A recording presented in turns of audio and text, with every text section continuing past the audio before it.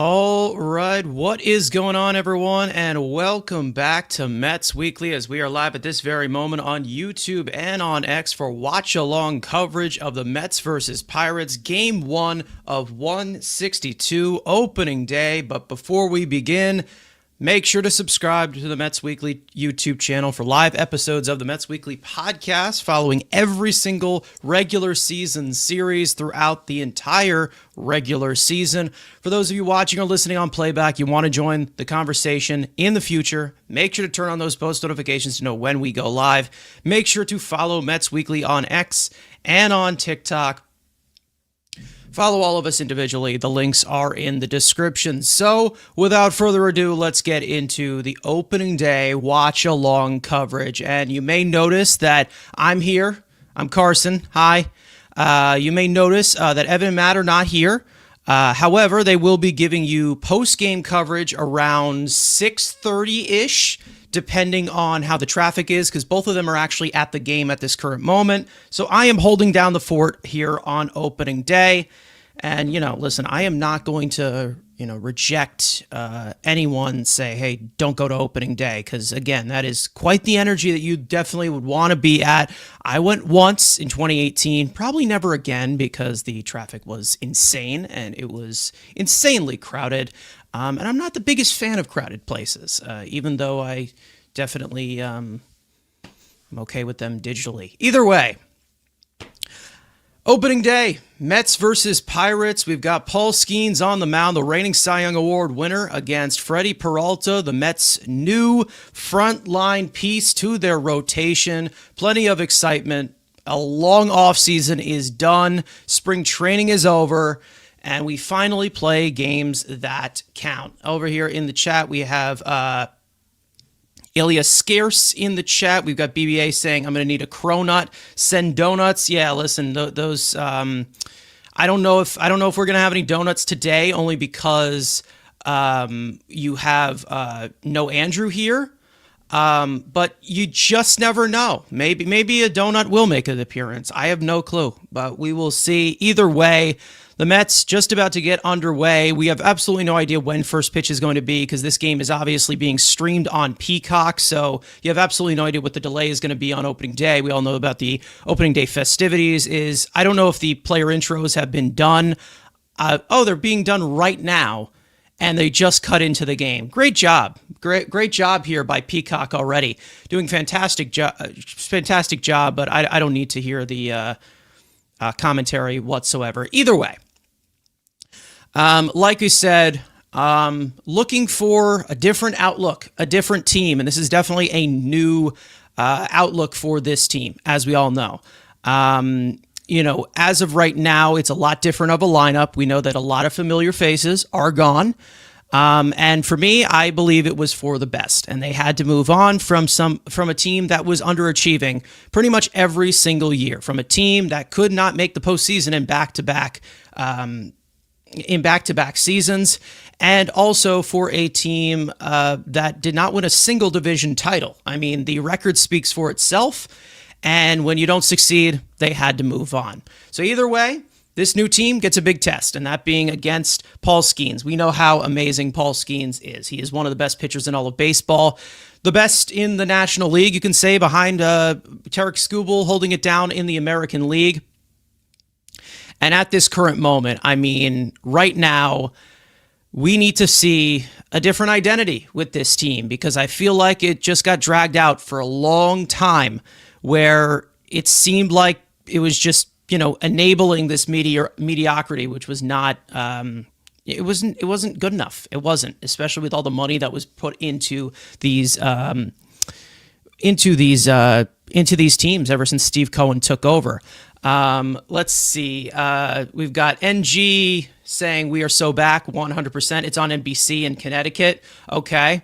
I'm in New Jersey, so I'm gonna guess it's on Peacock. I have it here on my computer, so I'm not sure. Blast Radius saying let's go LGM. Absolutely. He says no other team has turned over as many players, and it was needed, definitely needed, because you had historic payrolls and historic things that were moving over. And NG saying best offseason addition the Mets made was the urinal dividers at Citi Field. Cohen is the man of the people. Yeah, I've seen that was a complaint for a lot of guys. But listen, I don't go to Citi Field that often, but I've heard that has kind of been a problem and has been one of the things as to why the bathrooms have been kind of messy at Citi Field. So I guess it helps everybody. But new coaching staff as well. It's all new and it was much needed. Let's just say that.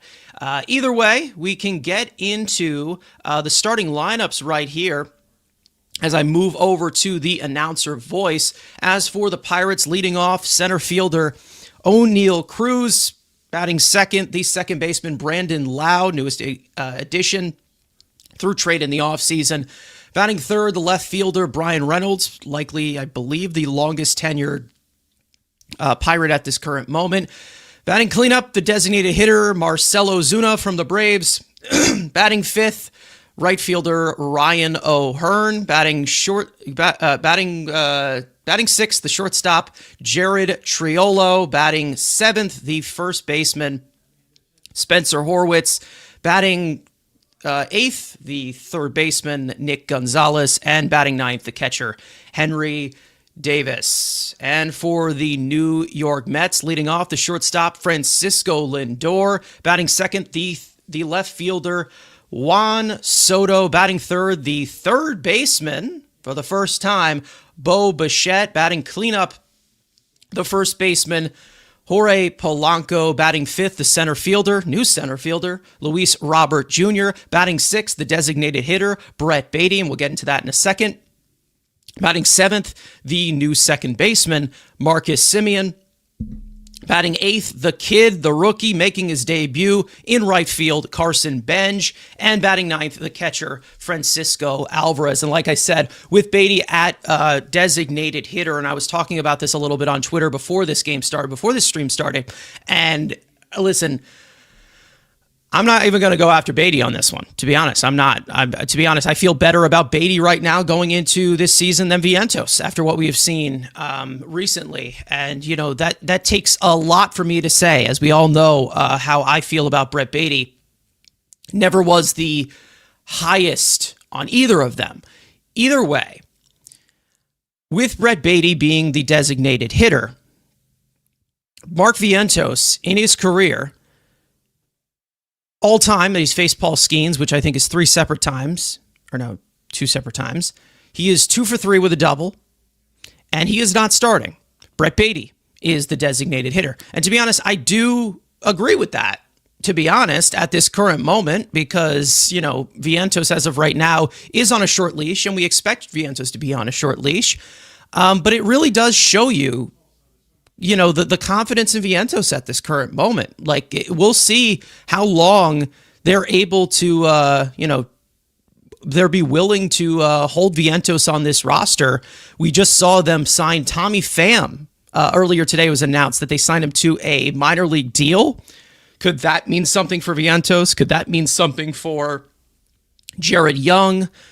I think it means more to Vientos because it seemed like in that context that they brought up Jared Young because he was a left-handed bat, Tommy Pham being a right-handed bat. I think that has more to say about Vientos, to say, hey, Vientos, time's ticking. Time is ticking as the lineups are being announced right now on the field. Jorge Polanco makes himself out. Love Jorge Polanco. Big fan of that move. Blast Radius saying they got to get to Skeens early if possible. Absolutely. We'll see what the pitch limits are for these guys on opening day, because sometimes these guys aren't completely stretched out, but we know that Skeens was in the World Baseball Classic, so he definitely got some extra work. So either way, we will see. Definitely interesting. This lineup already has some pieces that I'm, again, like I said, but as of right now, it is switch, left-handed hitter, right-handed hitter, switch hitter, right-handed hitter, left-handed hitter, right-handed hitter, left-handed hitter, right-handed hitter. So very balanced, as David Stearns said, plenty. Talking about how balanced this team is, and one of the things is the platoons as well. So you can definitely change things With the 3 batter minimum rule, you can just pinch hit somebody, maybe in the late of the game if you need a run, and you can have back-to-back guys from that certain platoon. That's usually how that works, and that's how you split the lefties and split the righties, if you did not know. Freddie Peralta looks like he's getting warmed up in the pen with his new battery mate, Francisco Alvarez. I'm not sure who caught Peralta the most in Milwaukee. Does anybody know that? I'm not sure. I would love to know. But it looks like they're about to start off the national anthem. First pitch was supposed to be 1:15. Looks like we're going to probably delay that, and that's kind of what I pretty much expected. Let's just say that. Either way, if you guys are new, make sure to hit the like button on the stream. Really helps us out. Like I said, post-game coverage of this game from Evan and Matt later on at 6:30 p.m. Eastern Time. Make sure to tune into that. Set your reminders for all of that. We have coverage throughout the entire regular season long, and of course our podcasts after every single series. We are really going full steam ahead this year. You're going to get plenty of content. We're going to be live pretty much every single day, so get ready for that. It is going to be really, really fun because we figured, I mean, who knows what will be what will be the status of baseball season next year. So either way, we are about to begin here at Citi Field. National anthem is going on, but I am going to talk because this is my stream. But for the kids watching, do not talk during the national anthem. Be respectful. Just got to be...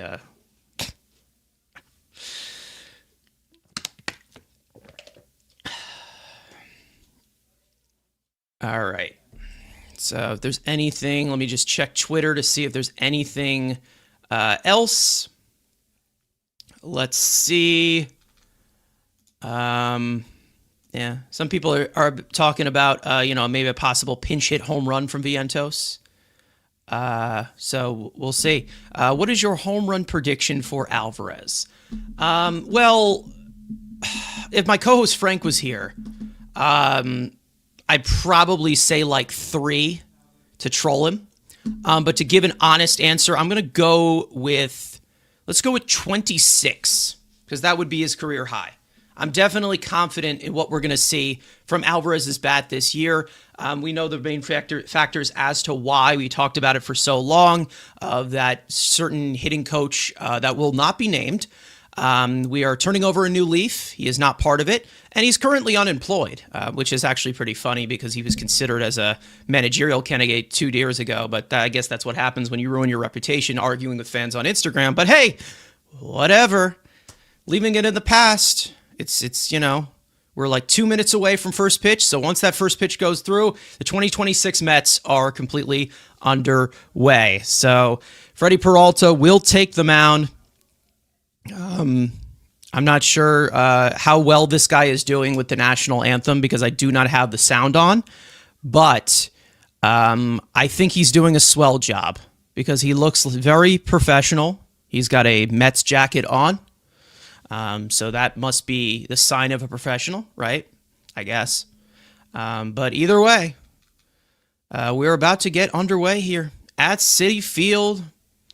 And it'll be Cruz, Lau, and Reynolds. Again, this top 4 of this lineup is not something that you should be just, going past by. I know that the Pirates are not fantastic. I'm way behind. Damn it. All right. Well, I'm just watching on the Peacock app as of right now, so I'm not sure where I am. It says it's live here. That's unfortunate. That's the only thing. About 5 minutes behind? Seriously? I'm 5 minutes behind. Are you for real? Wow. That's insane. I might have to switch to a different switch to another login. You can try refreshing. Yeah, hold on.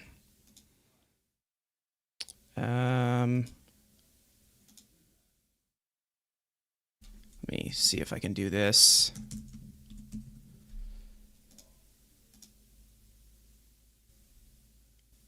I don't know why that's so annoying, but Wow. So I'm really that far behind? Really? Has the game started? All right, well, O'Neal Cruz, tell you when the first pitch has been thrown. Jeez. All right, well, I guess I'll update this here. Update the scoreboard to top first since we're already we're almost underway here. Jeez. Wow. Thanks, Peacock. You're really killing it right now.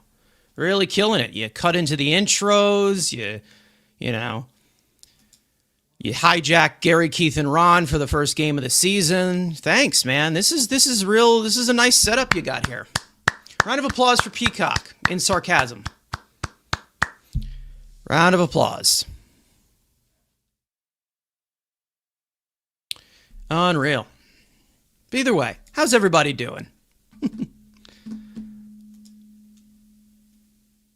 All right, so yeah, like we said, Freddie Peralta, Mets acquired him from Milwaukee, as we all know, acquired for Tobias Myers, along with Tobias Myers for Jet Williams and Brandon Sproat. Brandon Sproat, I believe, made the Milwaukee Brewers opening day roster, and Jet Williams did not, but I'm sure Jet Williams will be up at some point.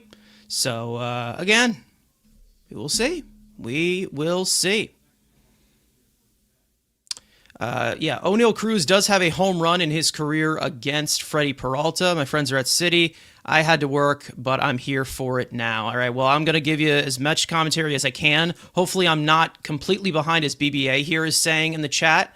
But I will try my best here to give you the best commentary possible instead of the, this whole thing. Instead of this whole entire commentary from NBC that hijacked Gary, Keith, and Ron, which we all love throughout the Mets fan base. Guys, I am, I gotta wake up. Okay. Yeah, Mets are taking the field right now. Yeah, I see. I think I don't know. I might be a few seconds behind. We'll see. Who on the Mets do you think could post a point sub 2 ERA? I hope it's Devin Williams, because that means he's having a pretty dominant year. Let's just say that. But yeah, we'll see. But in the rotation, I think stuff-wise that could translate, I'd probably say it's Nolan McLean. But I don't want to put the full-on pressure on the kid because, again, he's a rookie, and you're going to see rookies make mistakes. Freddie Peralta's in a contract year. Maybe he goes absolutely insane. Who knows? But, let's see where we're at. But, hey. Yeah, it doesn't look like the first pitch came through yet. So I guess I'm probably maybe 5 seconds behind the live TV, possibly. But, a second is a minute these days. In this economy. There's Juan Soto. He's got an Under Armour do-rag on. That's a do-rag, right? Guys, I'm sorry. I'm not, as you can tell, I'm not really into that type of, a lot of fashion. I'm sorry. My bad. Either way, Freddie Peralta, onto the top dugout, step out to the mound, like we said. His Mets debut at Citi Field. No contract has been signed yet, as he said. They shouldn't have asked him that question. I thought Joel Sherman was stepping over the line because he has a game to worry about. Freddie Peralta, I believe, pitched here on opening day 2 years ago in 2024 and completely carved up the Mets lineup. So I would love to see a repeat of that. I know that we all know he was in the National League Central. So, what is his career against the Pirates? Do you guys know? Let me try and check that for the versus the Pirates in career. Let me see. Let's see what his career is versus the Pirates. He is 4-2. With a 3.36 earned run average, 116 strikeouts in his career. He has made 16 starts against them. He's also made a decent amount of bullpen appearances, as we all know earlier on in his career. He was coming out of the bullpen. Yeah. Can I move this ahead? Like, come on, man. Jeez. I don't know why this is so behind. God. Well, I guess you guys are going to get some delayed reactions. Either way, they're showing the lineup as of right now. A little drone shot over Citi Field. To the left field corner. There's Bichette at third base. Jesus Christ. Yeah, I am really, really behind. I'll try to figure out how to get a little bit more ahead here. But for now, this is what we're going to have to deal with. Man, that is really frustrating. Okay.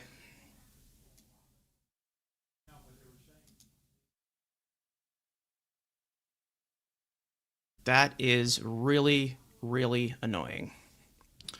Wow. Yeah, I am currently like 6 pitches behind. Cool. That's awesome. All right. Well, this is going to be like this for the top of the first, and I'm going to try to get this a little bit more situated. I have a solution here.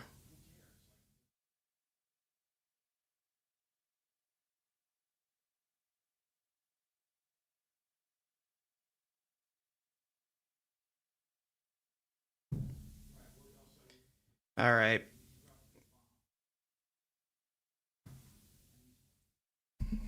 So, like I said, Oneil Cruz has had quite a career against Freddie Peralta so far. I believe he has a home run against him.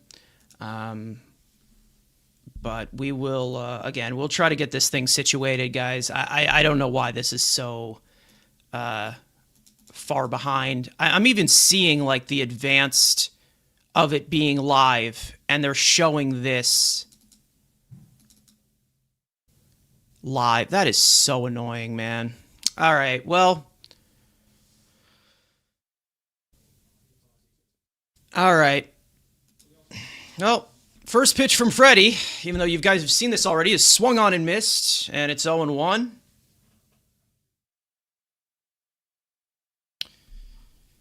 Oneil Cruz. Skeens is going to destroy us. Skeens is really good. We got no chance. We'll see. We will see. All right. The 1-1 in there for a strike at 96 miles an hour.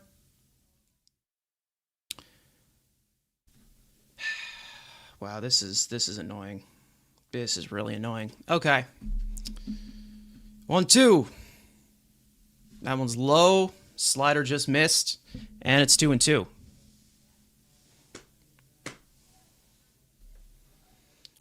Fastball Freddie.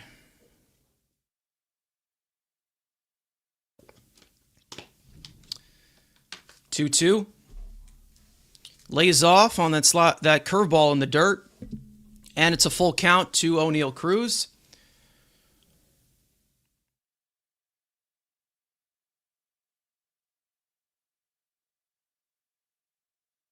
All right.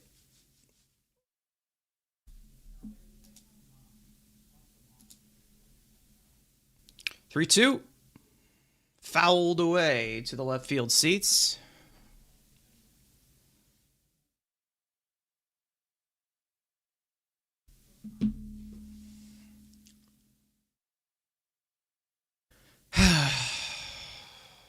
Three, 2 is poked into center field. That is going to drop in front of Robert, and that is the first hit of this game. It is a leadoff bloop single for Oneil Cruz.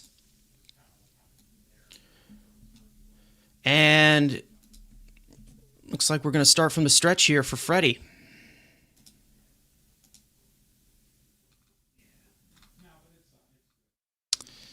And well, that one, it seemed like got a little too much of the plate. He kind of just flicked his bat at it.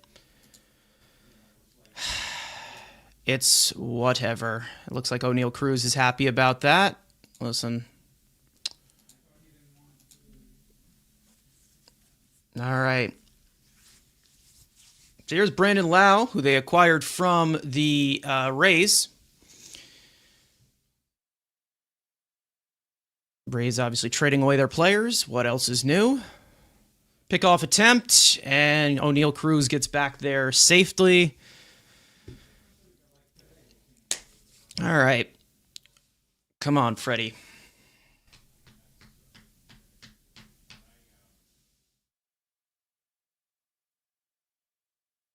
Hit high in the air, deep to right field.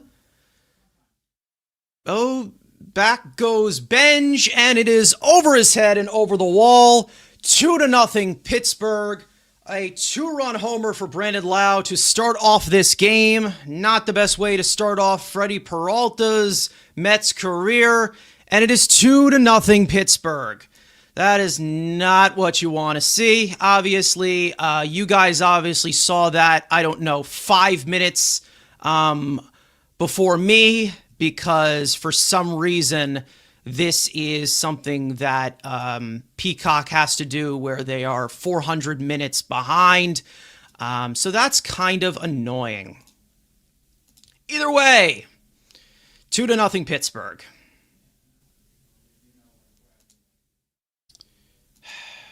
Jesus Christ.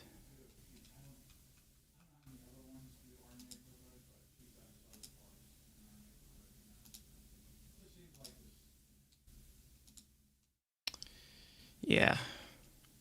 Yep, saw it 5 minutes ago. Yeah, you did. You absolutely did. Guys, I'll get this fixed after the after I'm done calling the top of the first here. Peacock, what the fuck, man? Yeah, I'm not impressed. Not impressed customer here. Let me just open up the solution here. It's ridiculous. The fact that Gary, Keith, and Ron are not announcing on opening day is a joke. I agree with you right there. I don't know why we're showing this on Peacock. This is ridiculous. But hey, let's see if this this team can fight right back. 0-2 to Reynolds.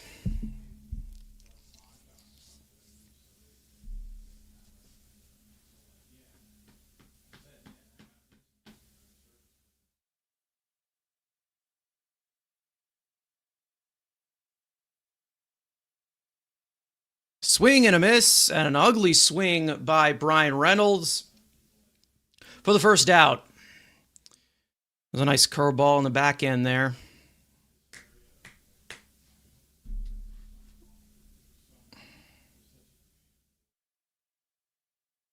Sorry, you're way behind. I'll fix it. I'll fix it. Don't worry. I will fix it. All right.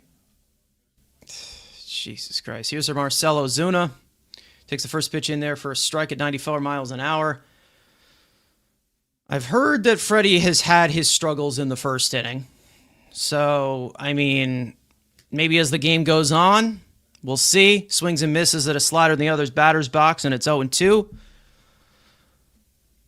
Marcell Ozuna probably shouldn't even be in the league. But you know what? That's a different conversation, isn't it?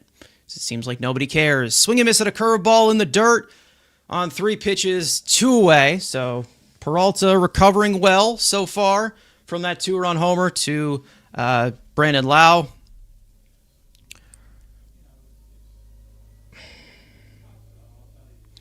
And that will bring up Ryan O'Hearn.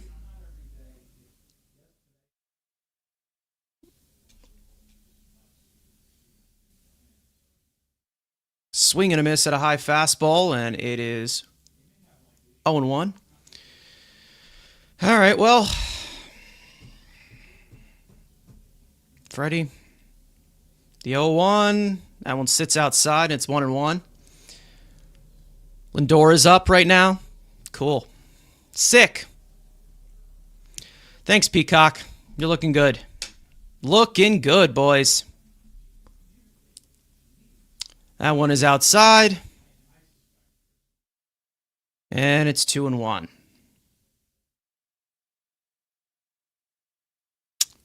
Yeah. 2-1, slap the other way, foul, and it is 2-2. There's Paul Skeens. Get run support for Paul Skeens, something that he was not accustomed to last year. It's not not a great sign because we all know how dominant he can be. But either way, the 2-2, strike 3 called, fastball inside on the black. And after that 2-run homer, Freddie is able to bounce back right afterwards. And we go to the bottom of the first, even though we're probably already in the bottom of the first. Guys, I will be right back. I'm going to try to get this thing situated. So just sit tight, everyone. God, Peacock, you are on my shit list. Okay.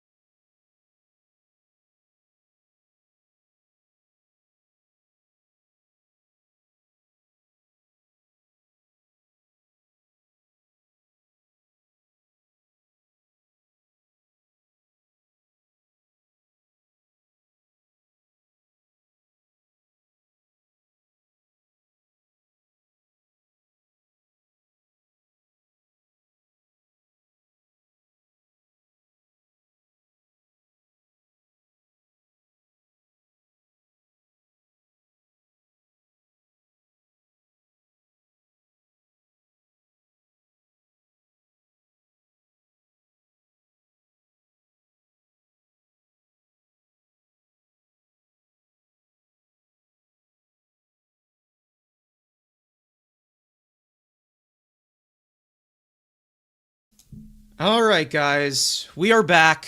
I have it on the not Peacock, and it is right now. Guys, let me know how synced up I am with this. It is 1-2 to Soto. Let me know how far behind that is. But either way, Soto lines one towards the right field gap in the right field gap. Lindor hustling over to third. He is safe, gets under the tag. Juan Soto, it's better. Okay. Juan Soto with a single in his first AB of the year. And we got runners at first and third with nobody out. Okay. Lindor walked. All right. So that's that. Let me put that here. Jeez. Okay. Well, that was a fun experience, wasn't it? God, that is annoying. All right. So here is Bo Bichette in his known stomping ground with runners in scoring position. He will get a chance right here, bright and early. And the first pitch from Skeens is a strike at the knees, a 99-mile-an-hour sinker.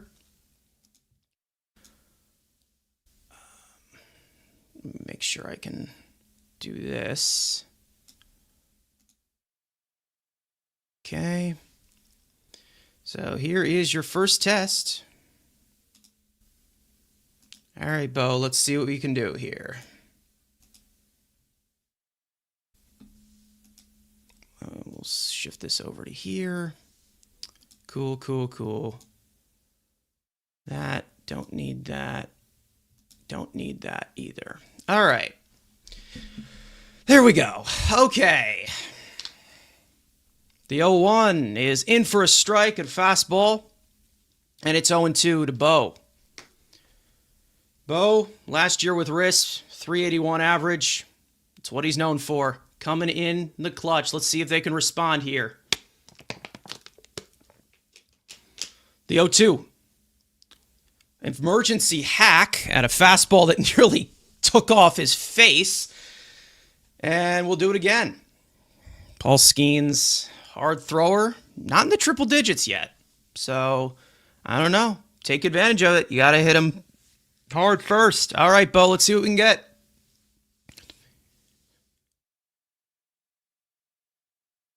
The 0-2.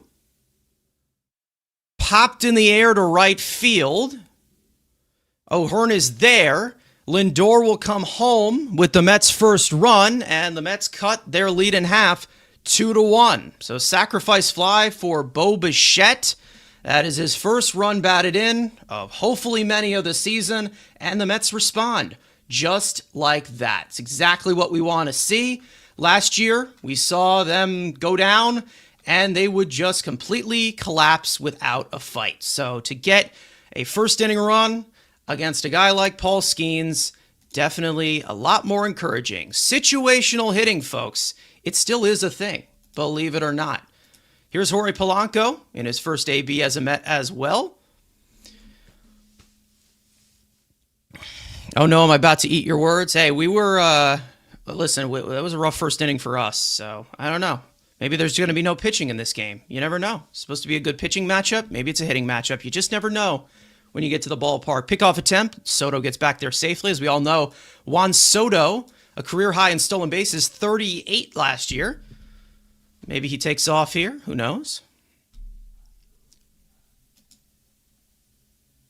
Sac fly brings in the runner on from third. That's something that Frank was talking about a lot with this team.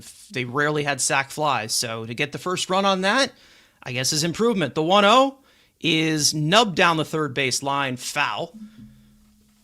And it is 1-1.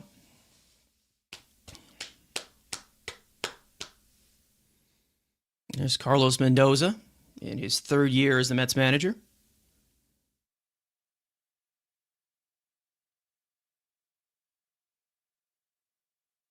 The 1-1 is tapped down the third base line, and it looks like Polanco's going to beat that out. It's an infield hit. Soto goes to second, and the Mets have a runner in scoring position once again. And that will bring up Luis Robert Jr., another new Met right here. You got 3 new Mets all in there. So, Robert, here's your chance right here. Robert, I looked before the game. He has never faced Skeens before because I was a little curious as to why he was batting 5th. But you know what? I like this test for him. You know, they're obviously trying to keep him healthy. But here's Robert. First pitch, swing and a miss at a slider.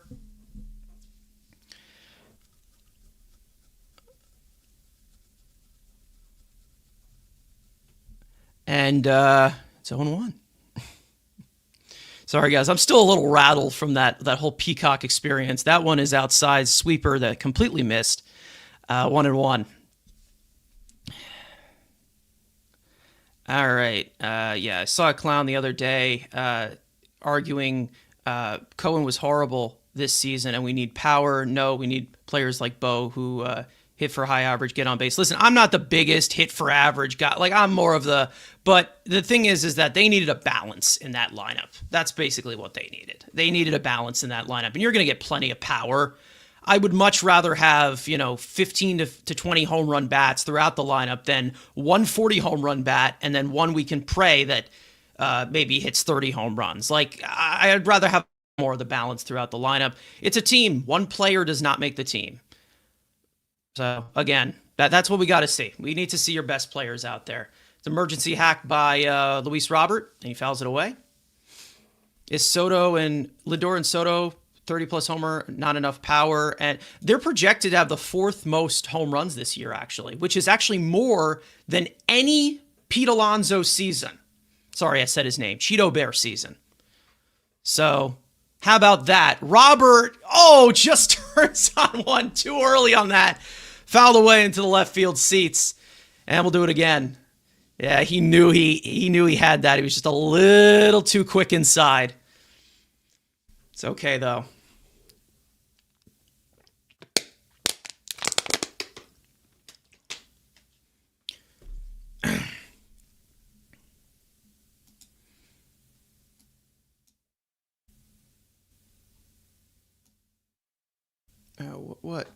What is this doing? Hold on.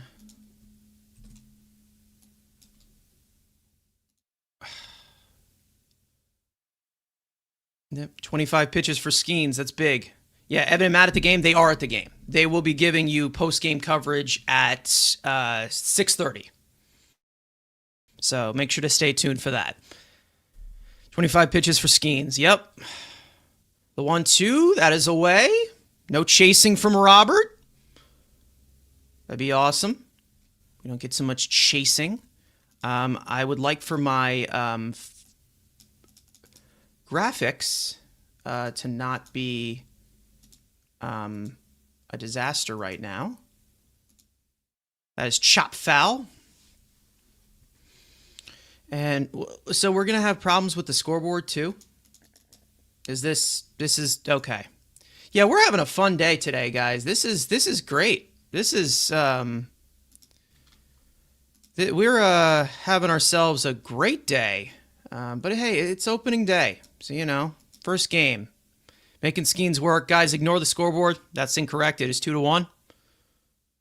2-2. That it bounces away. Change up that completely missed, and it's a full count to Robert. Robert showing patience. We like it. We like it. New hitting coaches, new culture. The first in a series of culture-changing moves. That one's for Evan and Matt. 3-2. Ball 4, and the bases are loaded. And that will bring up my best friend in the world, Brett Baty, with the bases loaded. Brett.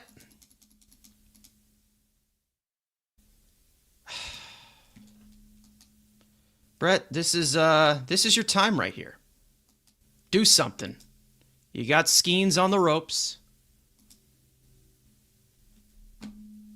Why is this there we go. That's what I'm looking for. All right, so, we're giving Skeens a run for his money here, which is not easy to do. Let's just say that. He's having a tough time. And listen, if they can do that against plenty of guys, that would be sick. Come on, Brett. Do me something here. Come on. Come on. Man or mouse, Brett, as NG says. Come on, Brett. I'm not going to say anything if he does something here. Come on, Brett. I'm not going to say anything because I am a non-committable person. Swing and miss at a changeup out of the zone, and it's 0-1. Come on. Come on, Brett. Give me something. Start me off well. Shut me up completely. Come on. That one's lifted into the center field gap. It looks like O'Neal Cruz just misread it. It goes over his head and all the way to the wall. Soto is in. Polanco is in. And so is Robert. It is a 3-run triple for Brett Baty. And the Mets now lead 4-2. Yes. Yes. That is how you respond. Love it. Baty, I know we're not the best of friends, okay? I get it. You know, I've said some stuff, but you keep doing stuff like that, we're gonna be good. I won't do any complaining. Any complaining. All right. So Semien. Oh! Oneil Cruz, what is going on here? Oneil Cruz drops a pop-up. That's going to be a double for Semien. I don't know if they're going to call that an error. But that is a 5-run first inning for the Mets, as I can't even keep up at this point. Jeez. 5-run first inning, completely rattling Paul Skeens. He's up to 35 pitches. Wow. I guess they're ruling that a hit. Wow. All right. Brett Baty. Good stuff. Good stuff, Brett. You love to see it.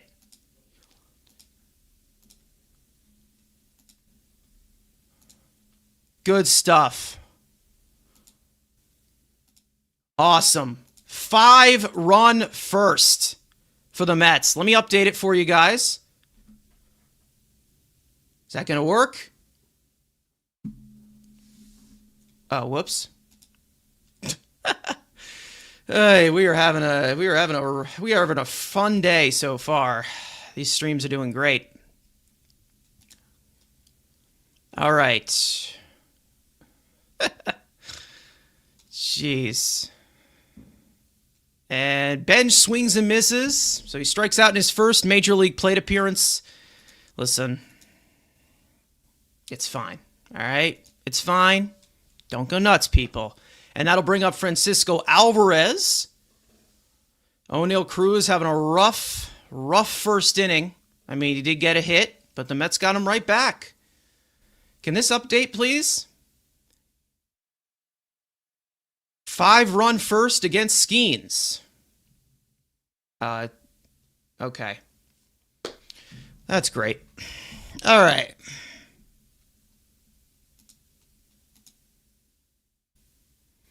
All right. 1-0, and it hits Alvarez, and it did not hit him in any unprotected area. We're going to call that a win. Awesome. He's still healthy. Runners at first and second, 2 out. And the Mets will turn over the order in the first inning. Awesome. Did we see them do this at all last year? All right. I'm going to move this over. Wow. And it looks like... Are they pulling Skeens? Is Skeens done? Wow. The Mets have knocked out Paul Skeens in the first inning. I think I've seen it all. Was the team last year doing that? Were they going to be doing that? No. Absolutely not. This is a new age. New age of Mets baseball. Skeens is out. Yeah. Who that triple? Brett Baty got the triple. A 3-run triple, Ibby. A 3-run triple. And I was hyped. Bye-bye, Skeens. Bye-bye. I mean, Ibby did say that Brett was going to homer, but he ended up tripling. So who's really right here? Let's be real for a second. NG saying, and NBC Sports tried to say Oneil Cruz was locked in before the game. What happened to Shame? Yeah, 37 pitches. They knocked him out. Wow. This is going to be a long bullpen game. We are still in the bottom of the first. Pirates gonna pirate. Yeah, what is it? What is going on? Is this the Twilight Zone? I have no idea what's going on, but I'm loving it. Give Baty all the cakes. Baty is one of Andrew's guys, so I think he's going to bake a cake for him. That's called chipping away. It 100% is.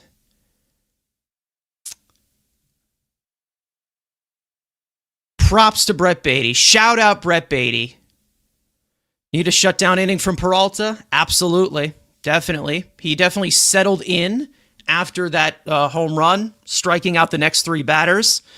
But we'll see. I'm big on Baty this year for some reason. I mean, He had a promising year last year.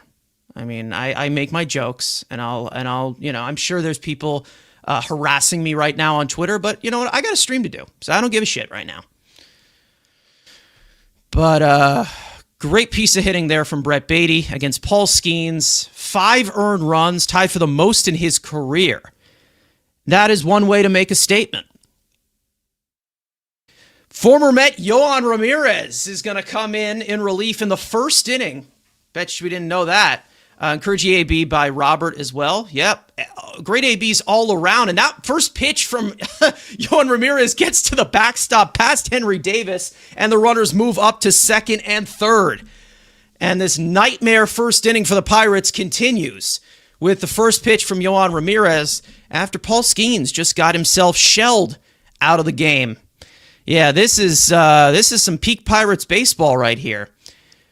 Paul Skeens was getting no run support last year. Finally gets some run support.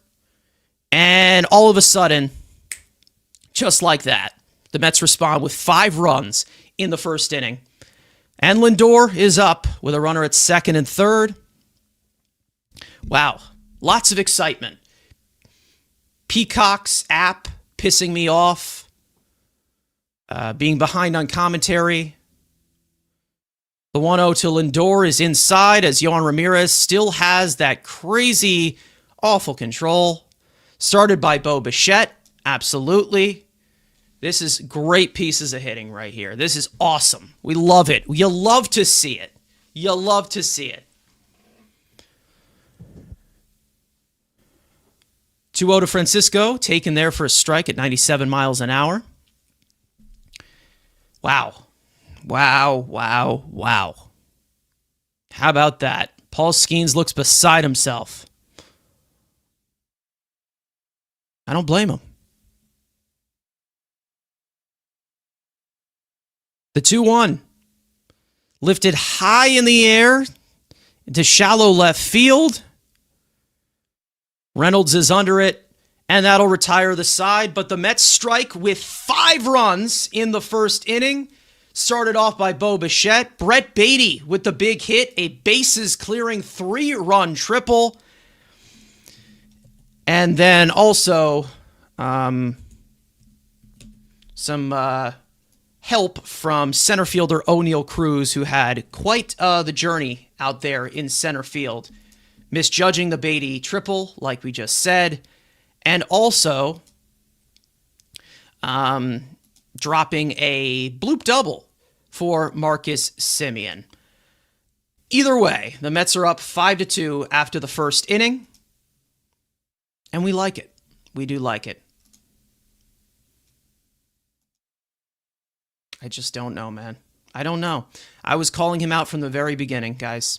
I was looking out for everyone, and everyone told me to go fuck myself. I don't know what to tell you. I tried to warn you guys. Tried to warn you. Okay, what is going on here?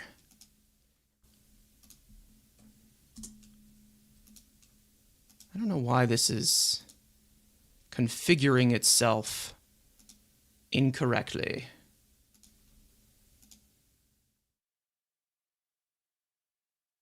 But either way, Freddie Peralta back to the mound for his second inning of work here on opening day.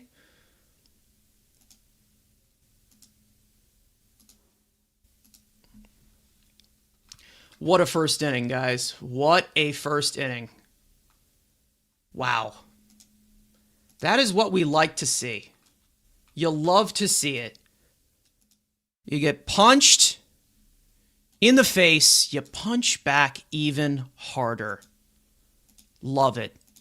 Just love it. There's the update that we are looking for.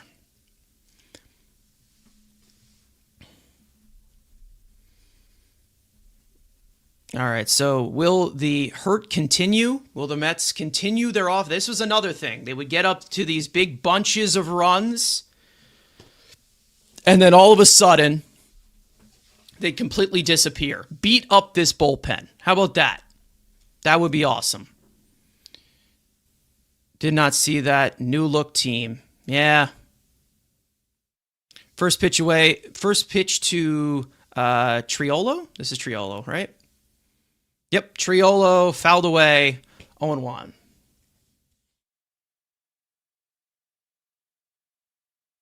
The 0-1 swing and a miss at a very good slider.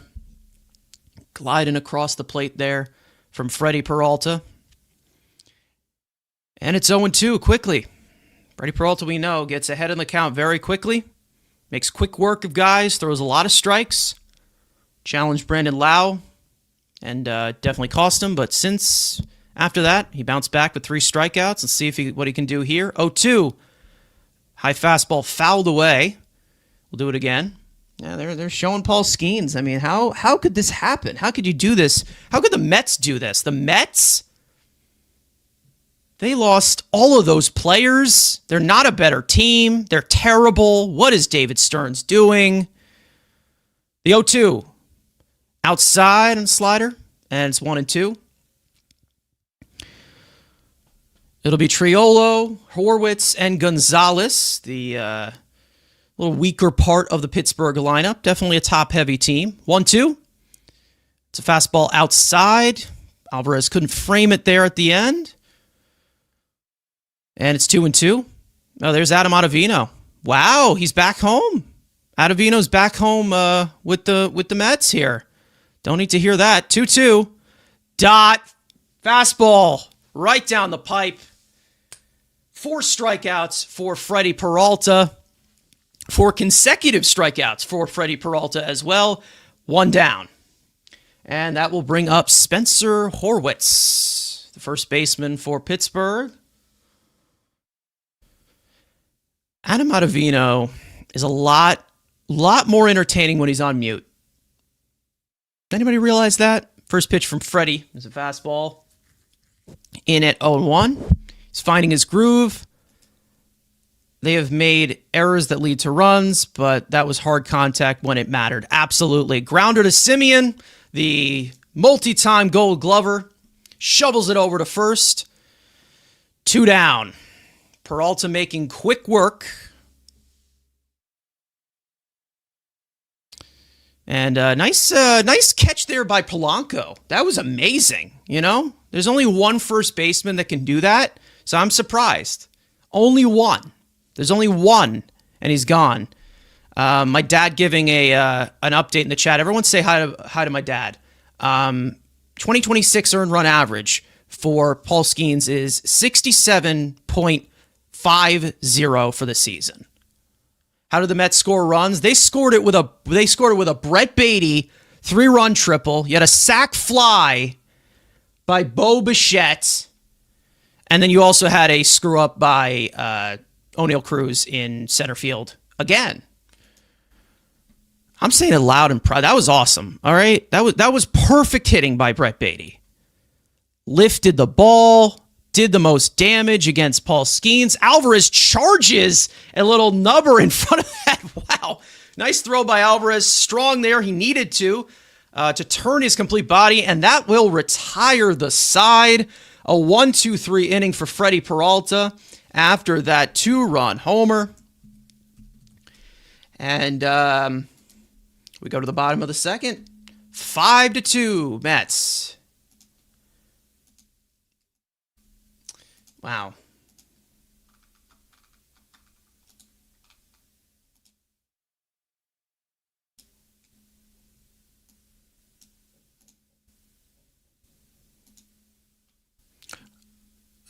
I don't know if you, yeah.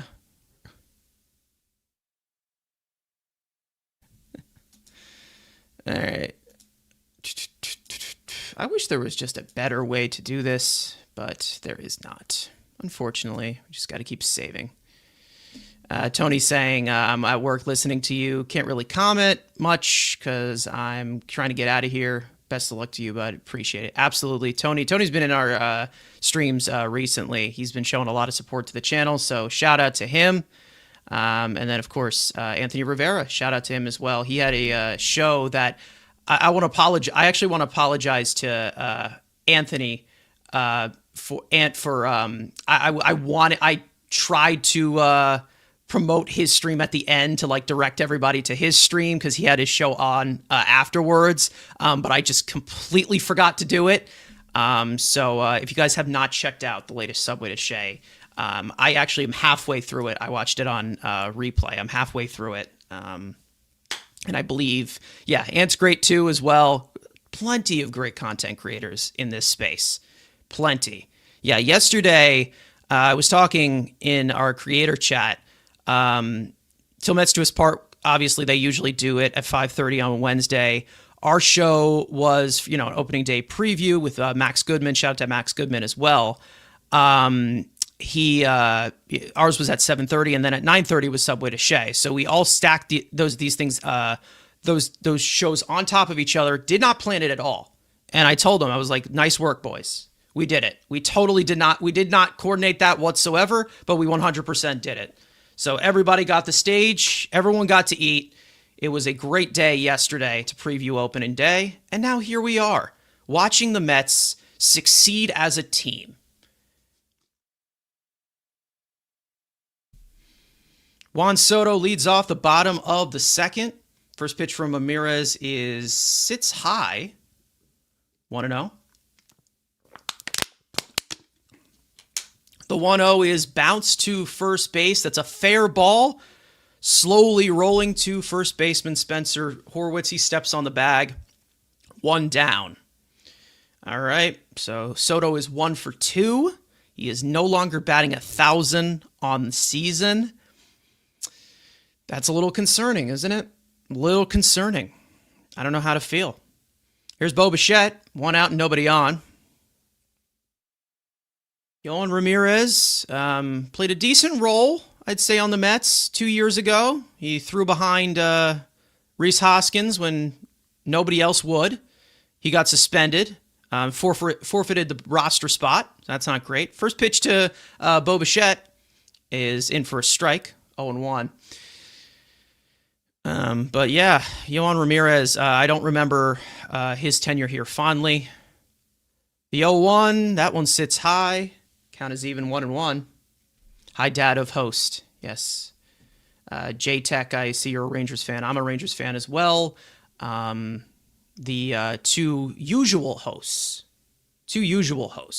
are Rangers fans as well. And we vent on their show on Ranger Central, if you have not checked that out as well. I'm plugging everyone today. I'm being very generous. Maybe it's because the Mets are putting off a new vibe this year, And we don't have losers. 1-2. That one is a curveball that misses. And it's 2-2. NBC in shock. Why is Gary, Keith, and Ron not calling this game? I think they're in shock more. It's because it's Skeens. But it wouldn't surprise me if they're like, oh, well, how could the Mets do this without Pete Alonso and Jeff McNeil? You never know. Ooh, rough sweeper in on the hands on Bo Bichette, and he goes chasing for it. And that is a strikeout. 2 down. That'll bring up Polanco. Polanco had an infield hit. That was a little nubber up the third base bag.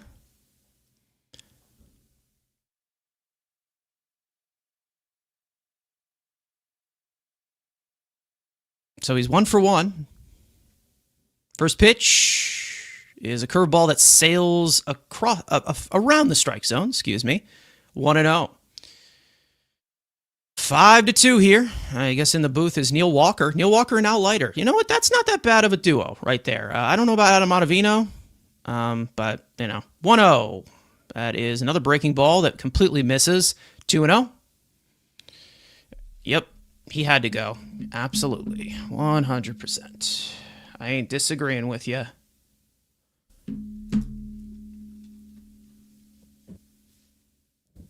2-0. Fastball completely misses, and it is 3-0 to Polanco with Robert on deck. Great start, guys, huh? Great start. Let's see if they can continue. I want them to continue to put the hurt on them. Don't just completely disappear. 3-0, that sits high, and it is a 4-pitch walk to Jorge Polanco. Runner at first with 2 out, and that'll bring up Luis Robert, who walked his last time up, showed some really good discipline that we weren't seeing in Chicago. So maybe, I don't know, maybe we're turning a corner here. Wouldn't that be cool? That'd be awesome. Bring down the chase rates just a little bit. That would be fantastic. First pitch to Robert. That one is low, and it's 1-0. Yeah, Yohan Ramirez, I don't remember him as fondly. I remember him having a lot of control issues, refusing to add a cutter. I remember he had that disastrous outing in Cincinnati where Jeremy Hefner did not go out to the mound. What else is new? I know I have to be more specific there. And the 1-0 is in there for a strike, breaking ball. And the count is even 1-1.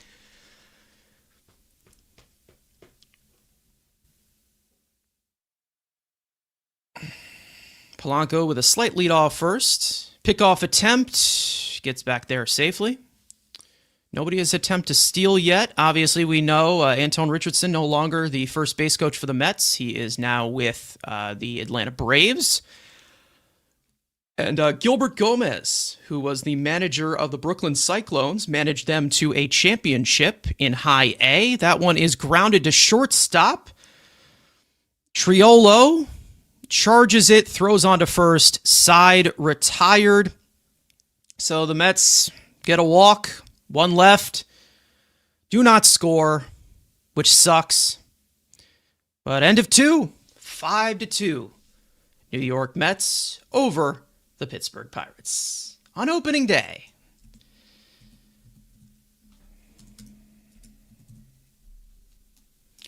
Doesn't seem like we're, Mets came to play. We'll like it. We like it. You knock out Skeens in the first inning. That's usually a good sign. Usually a good sign. Would the old guys do it? I don't know. I don't think they would have, personally. It's a new look, new team. We're moving on.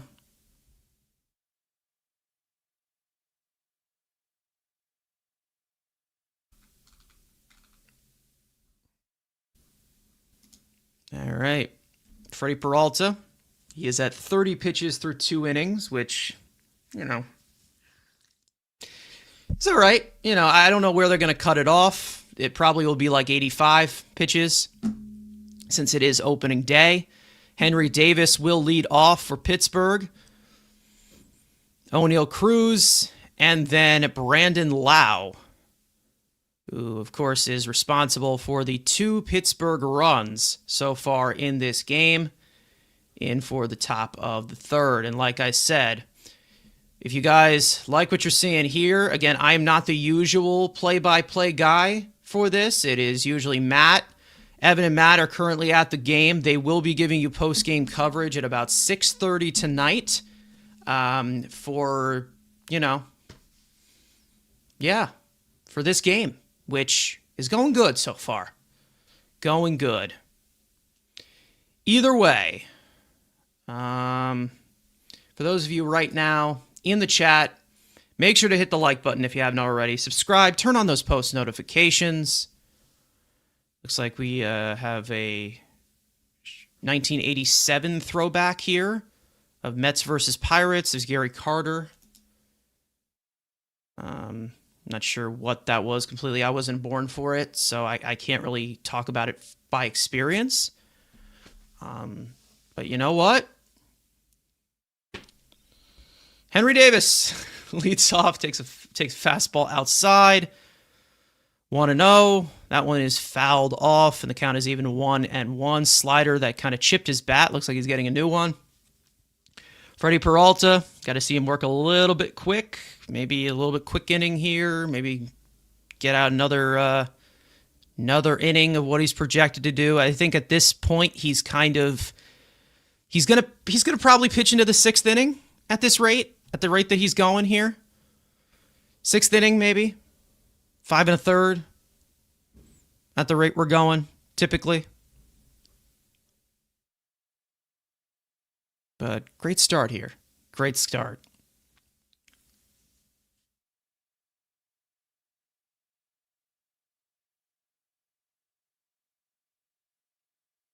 The 1-1 to Henry Davis.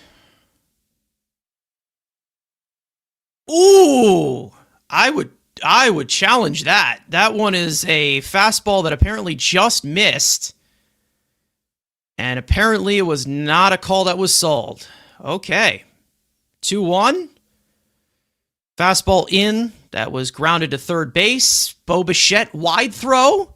But Polanco gets the tag on him. 1 down. You got to watch the throw, Bo. Watch the arm. We've already talked about this plenty on our show. The main concern is the arm here. I think that the lateral is good for third base. He can get to the ball quickly, but the throws he's got to watch the throws. So, either way, 1 down. So here's Oneil Cruz, top of the lineup. Cruz had a bloop single his first time up as the first batter of the game. First pitch, like we said, he does have a decent career against Freddie Peralta, as he faced him a lot while he was in Milwaukee. First pitch is in there for a strike. Looks like a makeup call because that one looked a little bit outside. The 0-1, swing and a miss at the breaking ball. And it's 0-2 quickly against Cruz. Let's see the adjustments that are made here by Peralta so far. Not bad. Like we said, single to fourth scored a run on Brandon Lowe, who's on deck. His 2-run homer that opened up the scoring, but then the Mets went haywire in the bottom of that inning. The 0-2 curveball that missed, and it's 1-2. Oneil Cruz, we all know how freaking hard he can hit the ball. We all know how hard he can throw the ball. Hasn't really completely panned out, but we know that there's still something there. 1-2. That one is a changeup that is low, and the count's even once again. 2-2.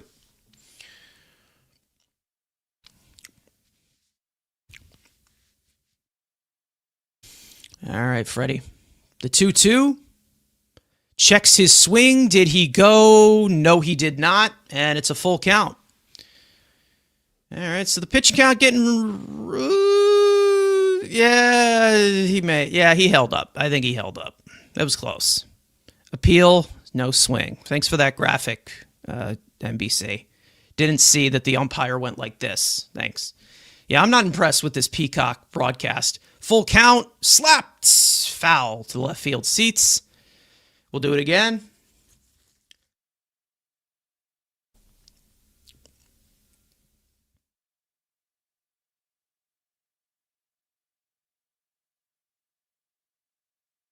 Three-two. Oh, it looks like they're challenging that one. That one's in there. It looked like it was in there for a strike. It looks like they called ball 4. The challenge. Let's see. And they were correct. Who challenged that? Was that Alvarez or Peralta? Who challenged that?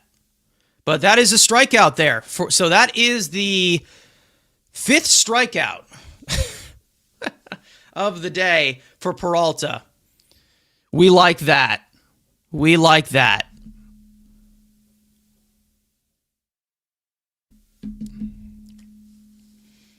And Oneil Cruz took off his shin guard, tossed his bat, thought he was going to first base, but he's not. Here's Brandon Lowe.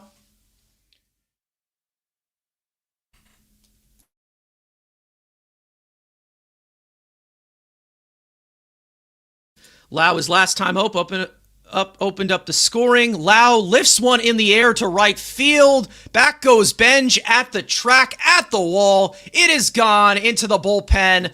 Once again, Brandon Lowe strikes, and they cut the Mets lead to 5-3. Wow, that was a missile. Towering shot. 401 to the bullpen. And once again, Brandon Lowe gets Freddie Peralta. Wow. That was a nuke.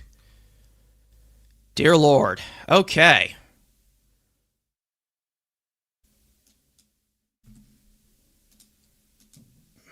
Jeez.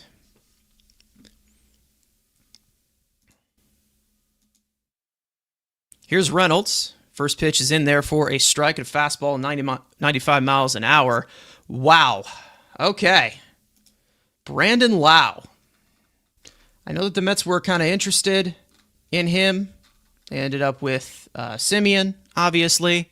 The 0-1. That one's low. Slider.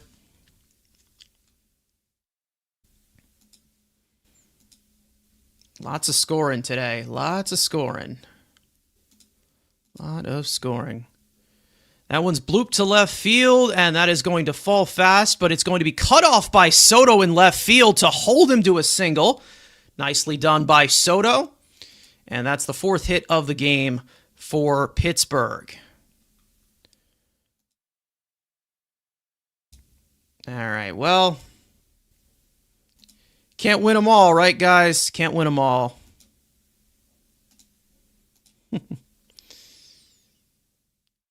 But either way, here is Marcell Ozuna. He struck out his last time up.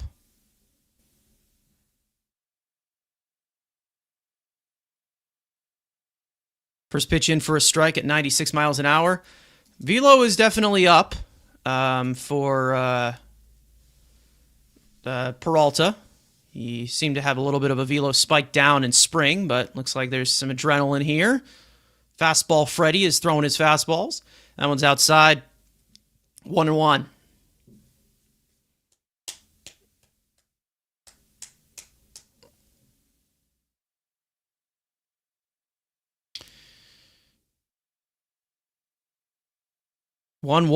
Lined into center field. Robert got a good jump on it. Falls down, but he makes the catch. And the side is retired. But the Pittsburgh Pirates do inch a little bit closer. It is now 5-3 Mets after 2.5.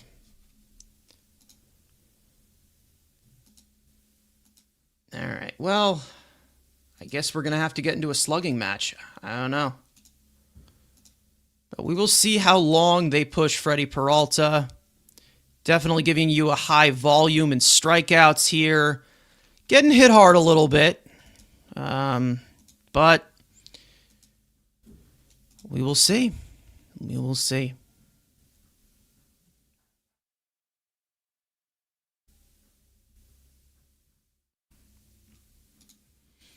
It will be Beatty, Simeon, Benj. Due up for the Mets here in the bottom of the 3rd.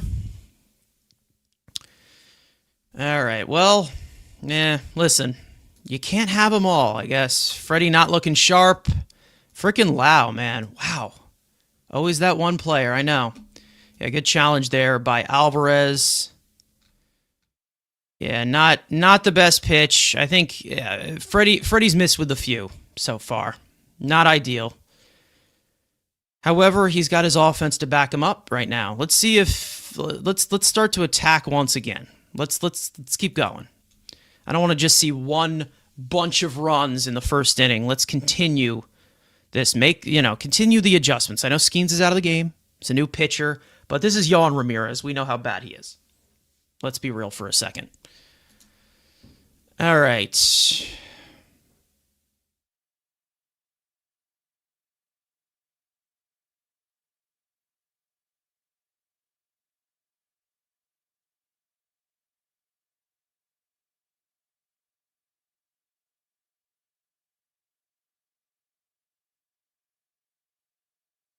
All right.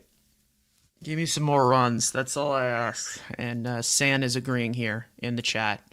Give us some more runs. For those of you in here, make sure to hit the like button if you have not already. We are doing watch-alongs and post-game streams throughout the entirety of this season. So you'll have 161 more of these. Brett Beatty will lead off the 3rd for the Mets. First pitch is in for a strike at the belt, and it's 0-1. So make sure to subscribe if you have not already. Post-game coverage from Evan and Matt around 6:30 tonight for this game. This is one of those rare occurrences. And Freddie wants us to pay him big. The nerve. Yeah. He wants a long-term deal, looks like. So we'll see. We will see. It's 0-2 to Beatty. Looks like he's getting a new bat. Batty is getting a new bat. That's the dumbest joke I will make today. I promise.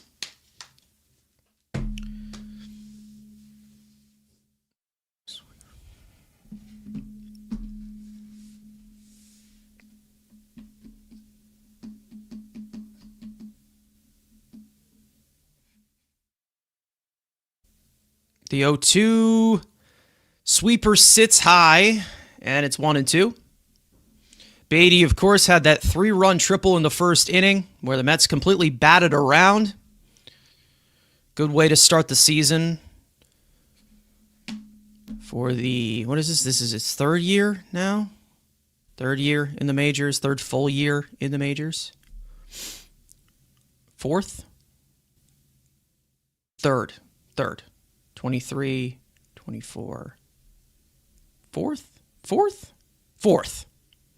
Damn. It's been around for a while.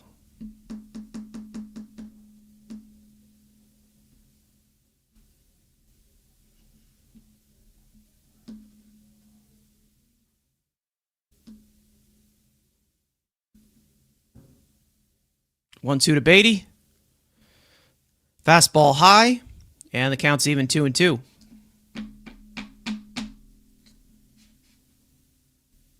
Wow. What an offense. That's just horrible, right?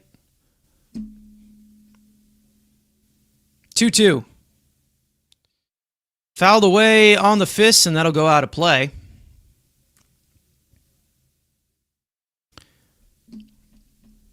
Beatty coming off of a good spring, like he usually does. But you want to see it translate to regular season play. That was one way to do it in the first inning. Inside, and it's a full count to Beatty. Semien on deck.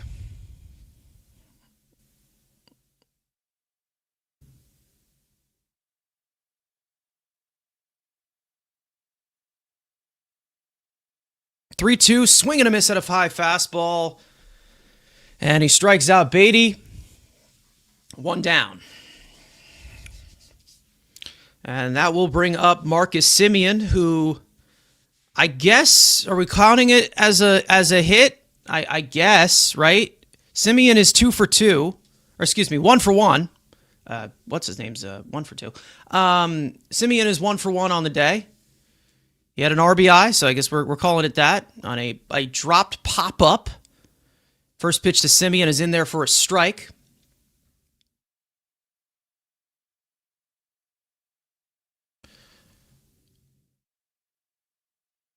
Saying the temperature is 70 degrees. That's not bad for late March weather in New York. Not bad. 0-1 is a hot shot right back to Yohan Ramirez. He throws over to first, and he throws wide. It goes all the way to the side stanchion. Semien goes to second on the error. I guess they're going to call that another hit because it looked like he would have beaten it out anyway. But Semien also advances to second on the error. So I think they're going to call that an infield single, a throwing error on the pitcher, and he advanced to second on the throw. So you have a hit and an error. So that's the Mets' 5th hit and the Pirates' first error. If you guys are following along. He's looking for the scoring decision here. All right, so Carson Bench in here with a runner in scoring position. Bench 0 for 1 so far in his debut.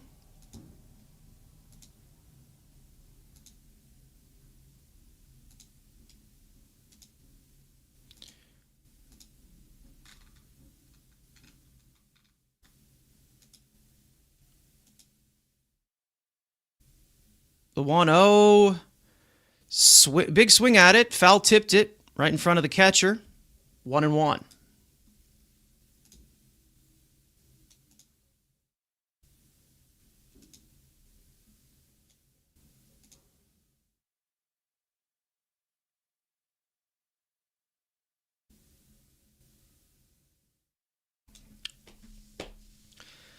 Marcus Semien having a little bit of a luck-induced day, but he's definitely hitting the cover off the ball.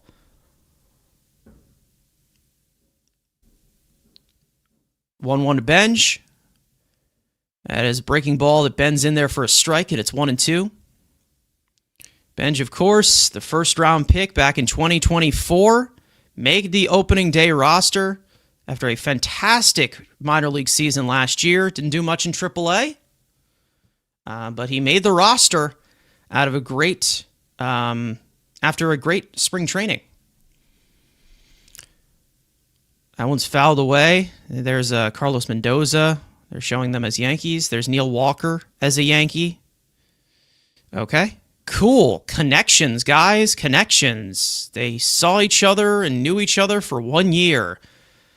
Good stuff, Peacock. 1-2 to Benj. He goes after that sweeper. Fouls it away. Staying in there. Ramirez having just as tough of a time here as Skeens did. He's up to 33 pitches already. The 34th here, 1-2, swing and a miss. And that is Ramirez's third strikeout, 2 down. All right, well, listen. I'm not expecting the bat to completely translate right now. He looked a little uncomfortable with that swing again, but listen, we'll see what happens. We will see what happens. Here's Alvarez, the 9-hole hitter. He was hit by a pitch his last time up to continue the inning and turn over the lineup in the first. First pitch, inside. Sinker at 96 miles an hour. It's 1-0. Alvarez was hit by the pitch, and he did not get injured. It was in a protective part of his body. That is improvement in comparison to what we've seen over these last 2 years. 1-0. That is a strike. Henry Davis checked on the runner at second. Semien gets back there safely. And it is 1-1.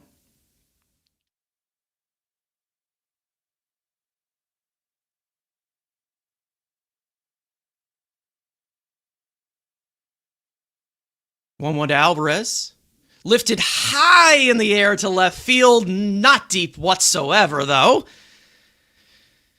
Reynolds is under it, makes the catch in shallow left field, and that will end 3 innings here in Queens. 5-3 Mets. We go to the 4th. All right, Freddie. Gonna need a quick inning here. Quick inning.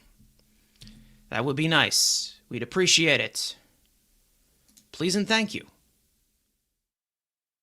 Ask nicely, people. Ask nicely.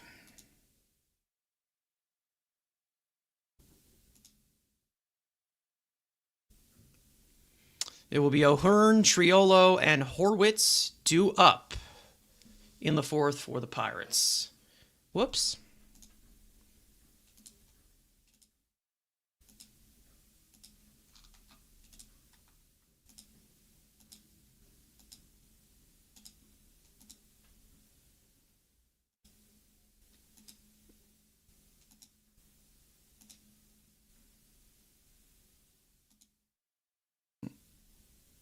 Gonna need more runs and donuts. Absolutely.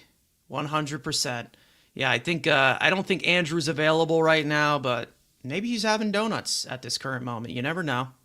You just never know. Either way, for those of you in here, make sure to like the stream if you have not already. Subscribe. It'd be greatly appreciated. Turn on those post notifications because we're going to be live for every single game and post-game coverage this year, hosted regularly by Evan and Matt. Like I said, post-game coverage will be later because they are currently at the game, and they will cover it in post-game fashion this time around. Ryan O'Hearn will lead off for Pittsburgh. Top of the 4th, Mets up 5-3 here on opening day here at Citi Field. Oh, I just saw a Cheeto Bear commercial. Look at him. Can't believe we let that go. Can you believe it? How could they? There's Bryce Harper. I'm just commentating a commercial right now.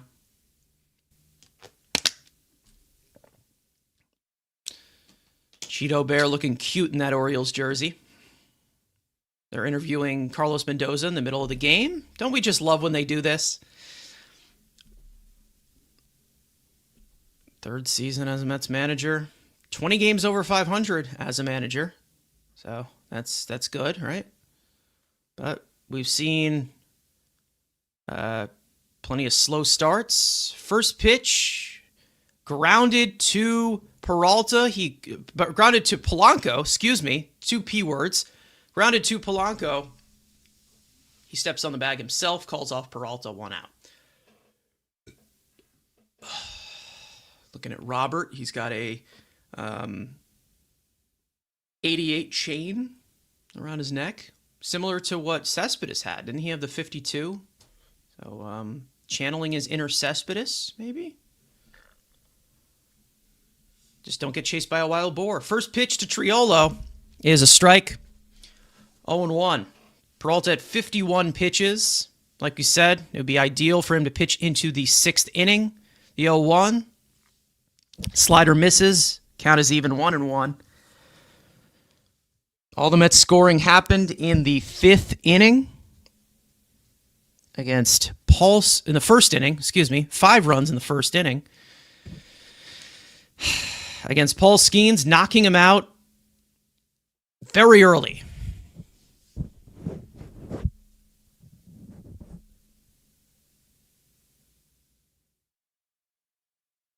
The 2-1 fouled away.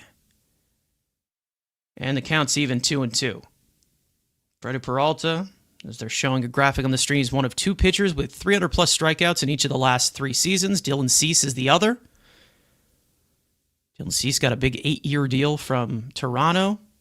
2-2 is chopped towards Lindor. Lindor charging it, throws on to first, in time, 2 away. Nice charge there from Lindor. We know that the surgery he had was in his left hand, so he's definitely good to throw. That's good.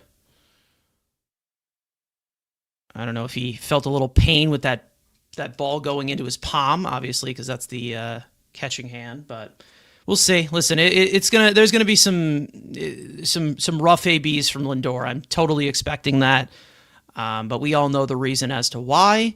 But we know that once he is, fully healed, we'll get him into full swing, which is when we need him in the stretch of this season. The 1-0, that one sits high, and it's 2-0 to Spencer Horwitz. Peralta has not really been falling behind hitters as much. Thrown a lot of strikes. Some to his demise, especially Brandon Lau, who took him deep twice already today.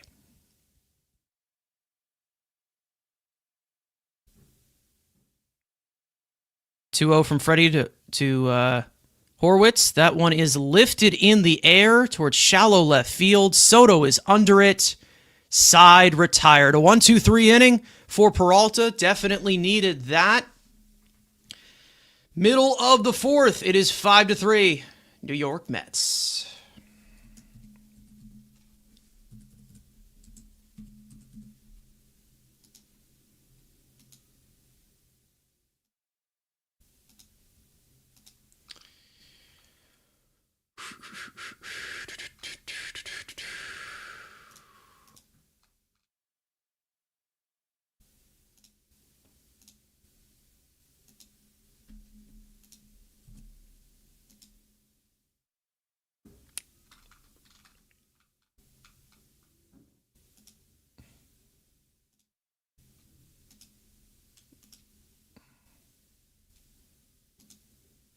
All right, top of the order due up. Mason Montgomery will come in to relief Yohan Ramirez, who did a decent job in mop-up duty for Paul Skeens, a known terrible pitcher who got knocked out in the first inning by the Mets offense after they punched us, at the top of the inning, we punched back even harder.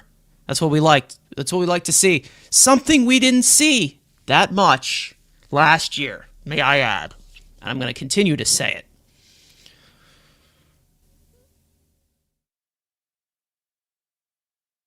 Lindor will lead off. He's going to be batting right-hander, with Mason Montgomery being a left-handed pitcher. Lindor struggled a lot from the right side of the plate, possibly because of that hamate bone, so we'll see how he fares well here.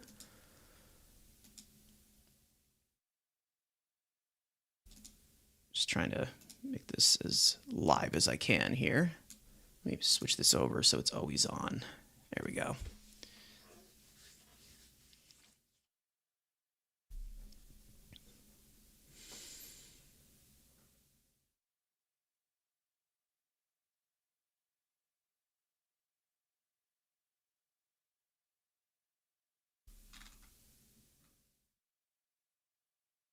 All right, we are back.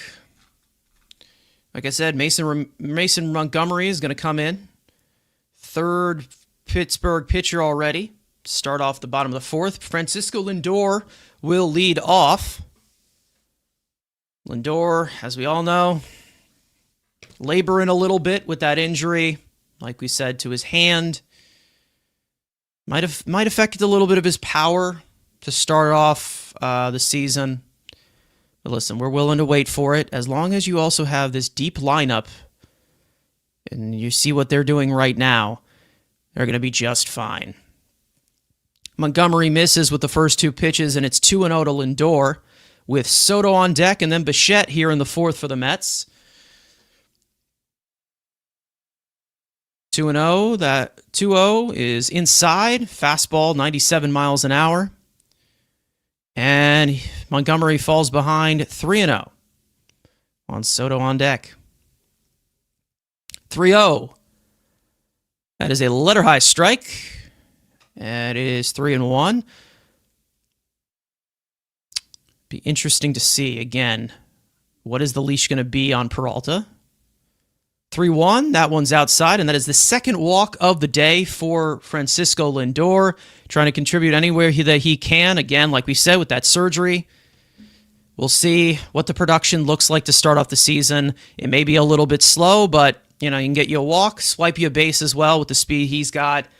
That would be awesome. Would be awesome. He can definitely contribute in that way. Here is Juan Soto. Juan is 1 for 2 so far. He singled. He scored a run on that Brett Baty bases clearing triple. First pitch to Juan is fouled back to the screen, and it's 0-1.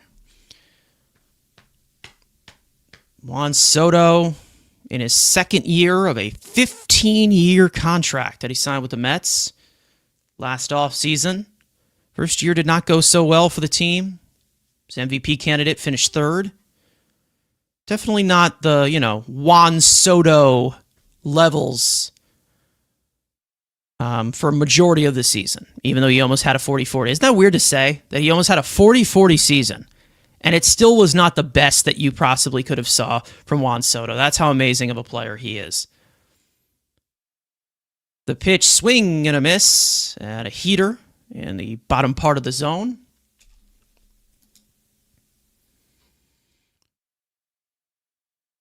And it's 1-2. Looks like we're having some scoreboard issues with Peacock here. A lot of walks so far for Pittsburgh pitching.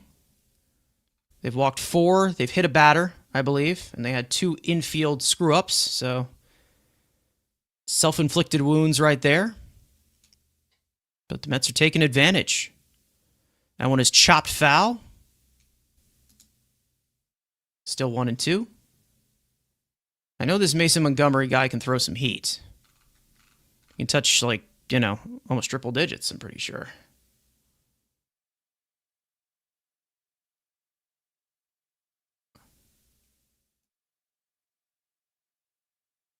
One, two. Breaking ball. Looks like it caught the finger of Henry Davis there, but he was able to block it. Lindor goes nowhere, and it's 2-2.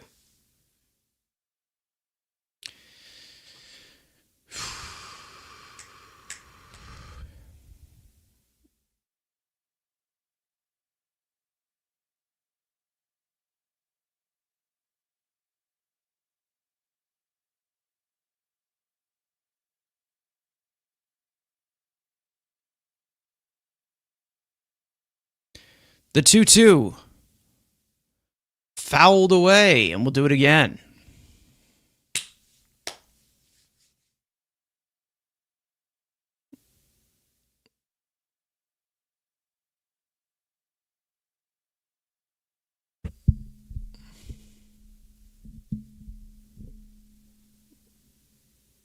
Two.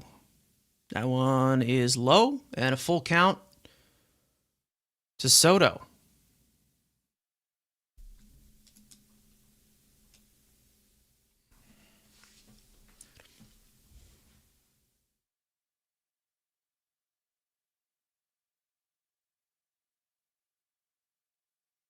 Pickoff attempt, and Lindor gets back there safely.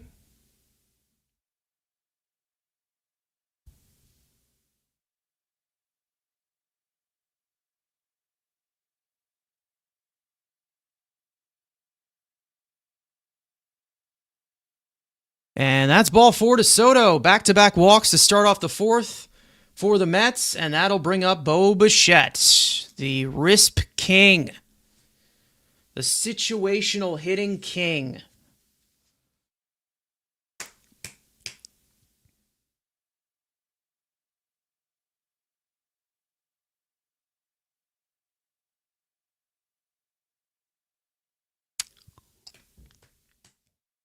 Bo brought in the Mets' first run. That one's fouled away in the first, and it started the rally. Some great situational hitting. As we all know, Bo Bichette is good at it. He's very, very good at it. Let's see if he can cash in here. The 0-1, swing and a miss. Oof, that was one nasty fastball right there. 0-2.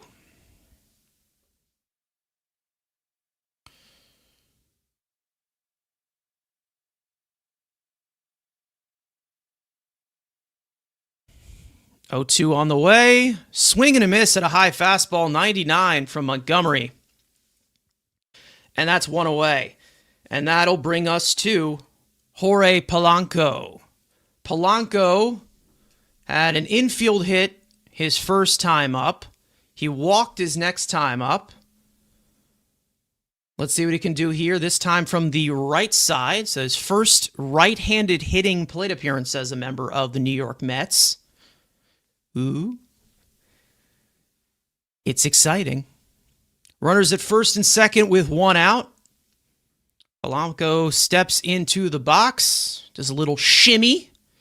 Montgomery sets, and he looks to pick off at second base, but Soto is not going Lindor is not going anywhere.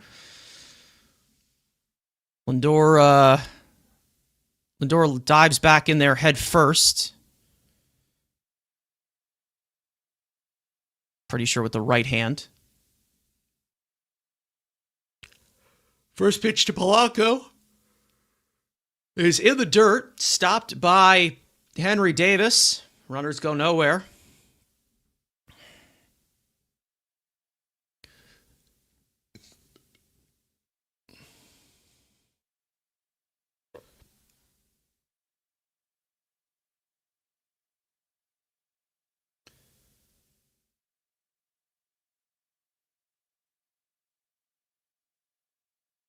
Horwitz is not covering first base at all. Soto with a huge lead off first. 1-0, foul back.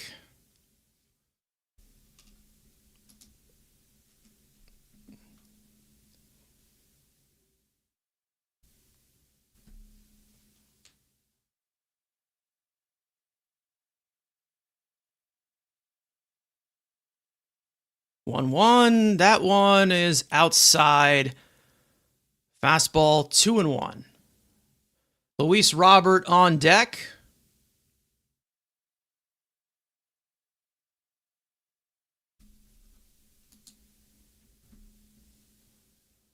Two one, lifted into the air into left center field. O'Neal Cruz, this time he has it on the warning track, makes the catch. Lindor goes back to second. A little bit of a misjudge there. And 2 out and 2 on. Guys, let's not risk fail here. Come on, we started off so great. That'll bring up Luis Robert. So Lindor went halfway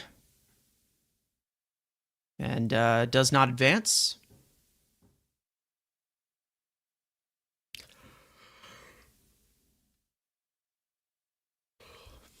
That'll bring up Luis Robert. Swings and misses at a curveball down at his shoes.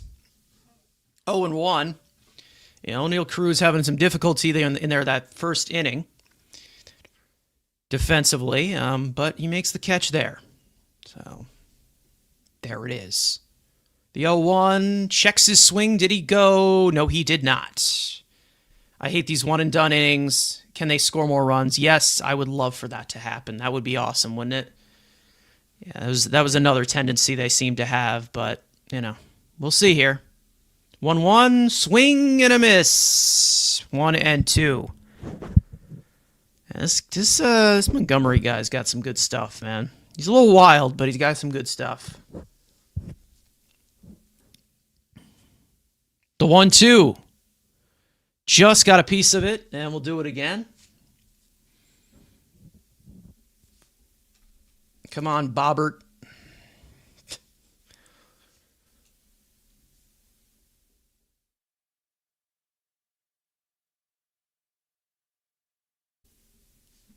The 1-2. Grounded to the right side, past the shortstop Triolo. Lindor will come in to score. Soto will go to second. It's an RBI single for Luis Robert Jr., and it is 6-3 New York. Great piece of hitting there from Luis Robert Jr., taking advantage of back-to-back walks to start off the inning. And the Mets are back up by 3. Beautiful. Love it. Situational hitting. How about that? What happened to that, guys? Where has that been for a while? But we love it. Better late than never, right? Better late than never. Either way, trying to upgrade the scoreboard here, but here is Beatty, who had the big exclamation point hit in the first, a 3-run triple to give the Mets the lead, and they haven't given it back since. Runners at first and second once again, like I said. Here's another opportunity for Beatty. Pile it on, guys. Pile it on. Skeens is not in the game. This is Beatty's first plate appearance against a lefty. And that one sits high, 1-1. Oh, whoops. My bad, guys. This is what I meant to do.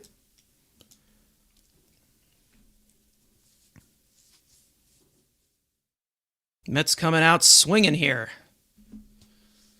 in the first game on opening day. Very refreshing. Very refreshing.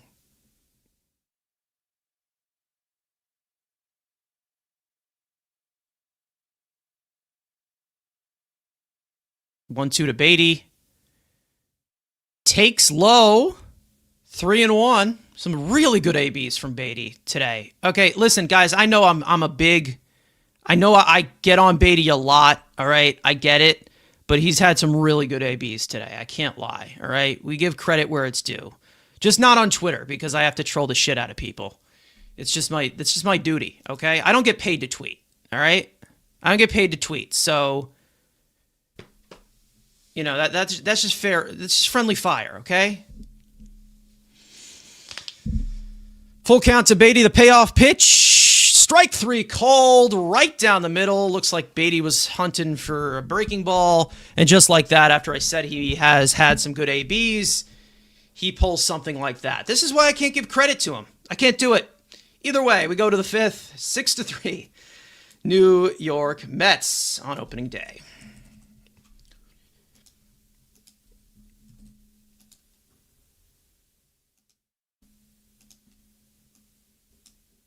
There we go. All right, so we'll see how long they push Freddie Peralta. After all, it is opening day. We have a 162-game season to play, so I don't think they're going to be pushing him past 100 pitches, possibly not even past 90, which, you know what, is completely fine. Completely fine. We will see what we get in long relief. We will see what the bullpen decisions are as we go to the fifth. It is going to be Gonzalez, Henry Davis, and Oneil Cruz. So 8, 9, and 1, due up.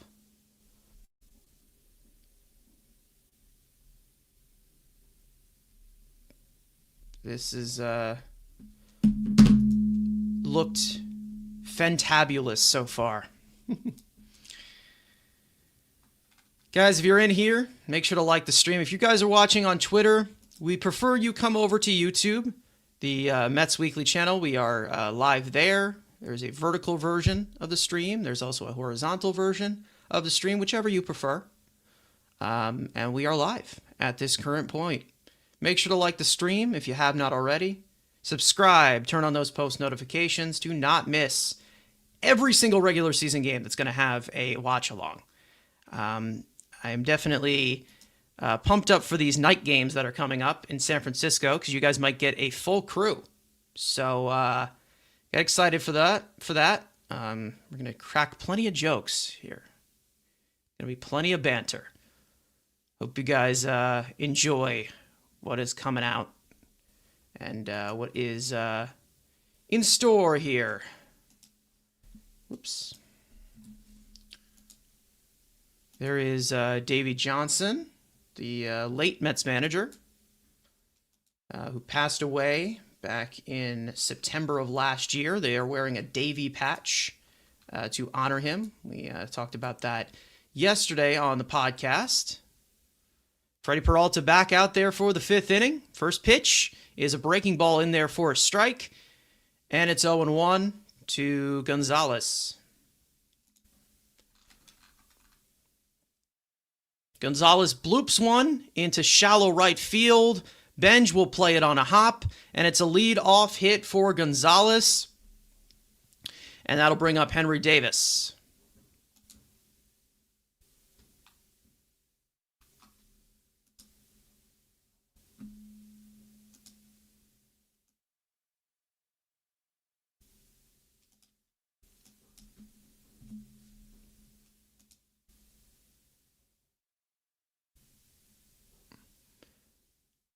That one is slashed down the third base line past a diving Bichette, and it'll go all the way to the corner. Soto picks it up, has a little trouble picking it up, and a run will score.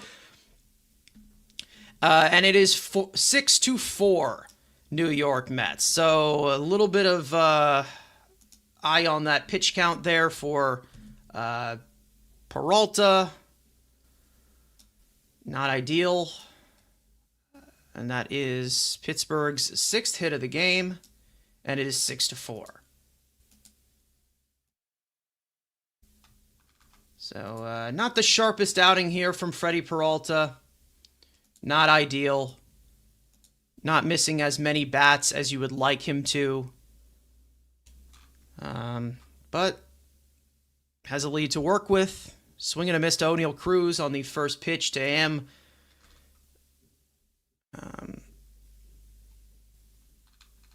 Plenty of ball game left, so we're going to have to see a little bit more offense, it seems like, to stay in this game. One misses, and it's 1-1 to Oneil Cruz.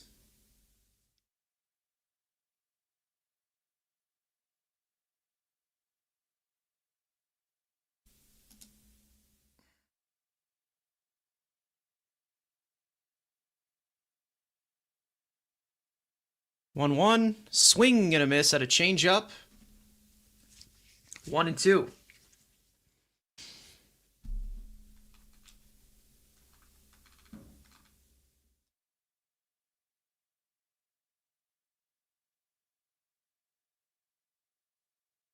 The 1-2 slapped foul at a curveball that was reached for by Oneil Cruz. And it's still 1-2.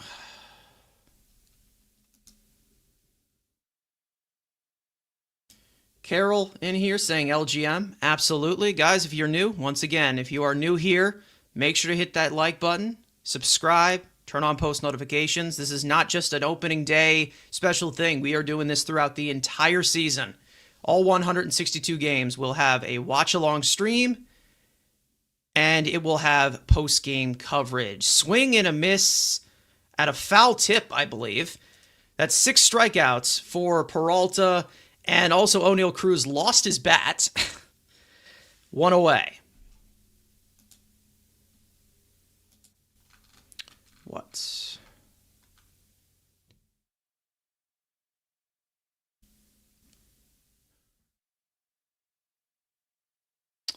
Okay.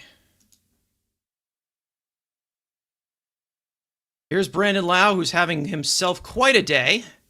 And he grounds one, foul. A 2-run homer in the first inning, and a solo shot in the third. He is 2 for 2. Once again, he will face Freddie Peralta. Let's see if Freddie can finally get some redemption here, because his pitch count's pretty low still. So they're obviously going to have him face him.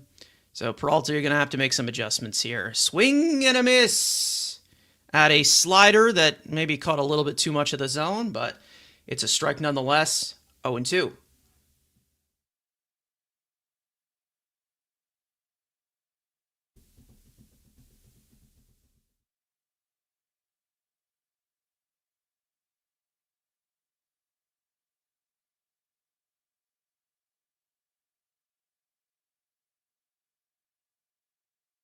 The 0-2, that one is outside. 1-2. All right, this is a big AB here. Tying run at the plate is already homered twice. The 1-2. Poked foul. Change up. Goes into the seats. We'll do it again. 4 players have hit 3 home runs in a season opener. Matt Davidson was the last for the White Sox in 2018. Some useless information for everybody. I wonder who the other 3 are, to be honest. 1-2. That one is bounced. Slider that completely missed. Count is even 2-2. No advance by Henry Davis at second.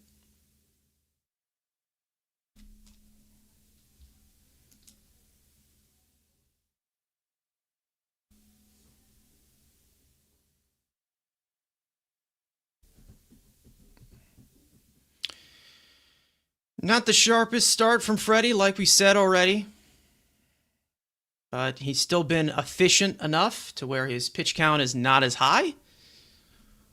Maybe he can pitch into the 6th. 2-2. Curveball completely missed its range, and it's a full count to Lowe. Peralta obviously being very, very careful, considering Lowe has got him twice already.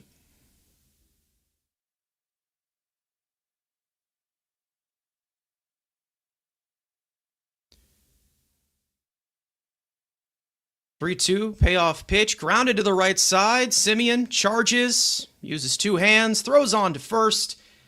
And Brandon Lowe has been retired by Freddie Peralta. Round of applause, everyone. In his 3rd try. 2 home run day for Brandon Lowe. Wow.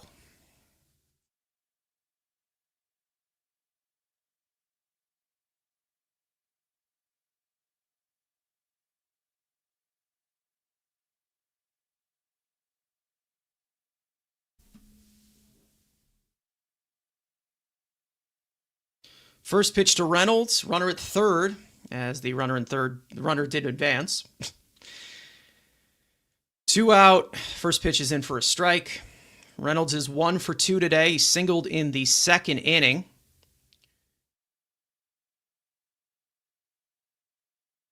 The 0-1, chopped foul, and he's quickly ahead 0-2. Peralta at 76 pitches. Tobias Myers, his fellow teammate that he was traded over with from Milwaukee, is warming up in the pen. Looks like Freddie is likely going to start the 6th, I would guess. We'll see how long he goes. The 0-2 misses. And it looked like Peralta lost his footing a little bit there. And it's 1-2. Bro thinks he's a commentator. Actually, I'm doing play-by-play. Color commentary is actually the other guy in the booth. So, bro thought he cooked there.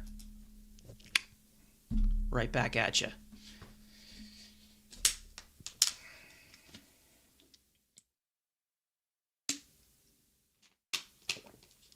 One, two. Sits low. And check swing over to third. He did not go.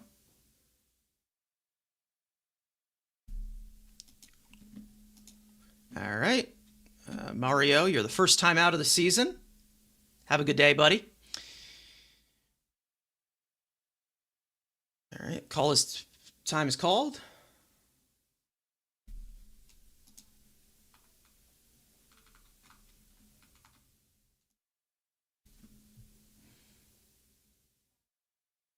Two.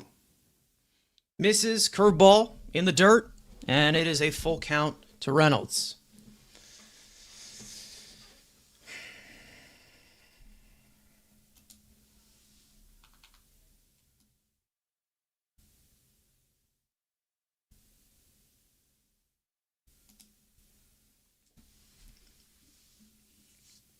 Runner at third, 2 out.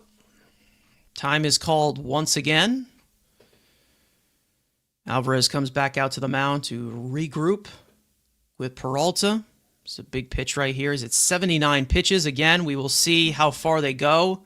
Will he do another up down? I don't know at this rate. We'll see. But Tobias Myers can definitely go both multiple innings. So we'll see. 52 strikes on the day from Freddie Peralta. He's been very, very efficient. However, a little tattooed by the home run ball.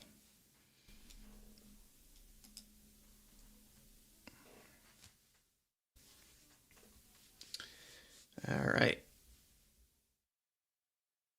Runner at third, full count. 3-2. Swing and a miss at a slider out of the batter's box. And that will retire the side. That is 5 innings from Freddie Peralta. Not the sharpest. However, still in this game.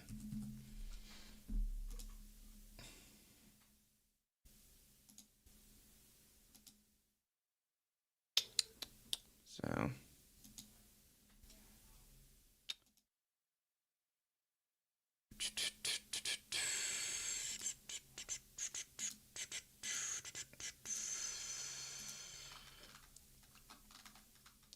All right, so off to the bottom of the 5th. It is 6-3, New York.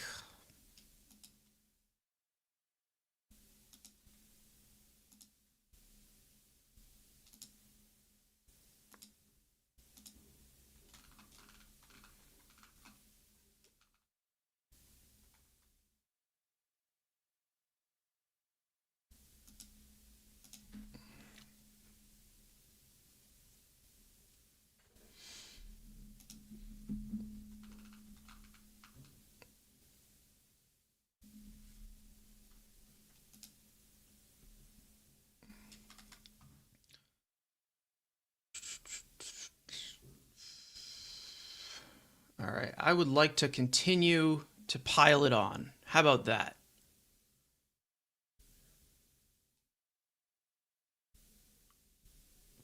Be nice. You got Semien, Benj, and Alvarez. We will see what they do with Benj. Do they have him face the lefty? I imagine so, right? I don't even know why I'm asking that question. Who the hell would they put in there? Would it be Vientos? No, it wouldn't. It'd be probably Tyrone Taylor, to be honest. Yeah. I know it's the first game. Yeah, I mean, yeah, you have an off day tomorrow.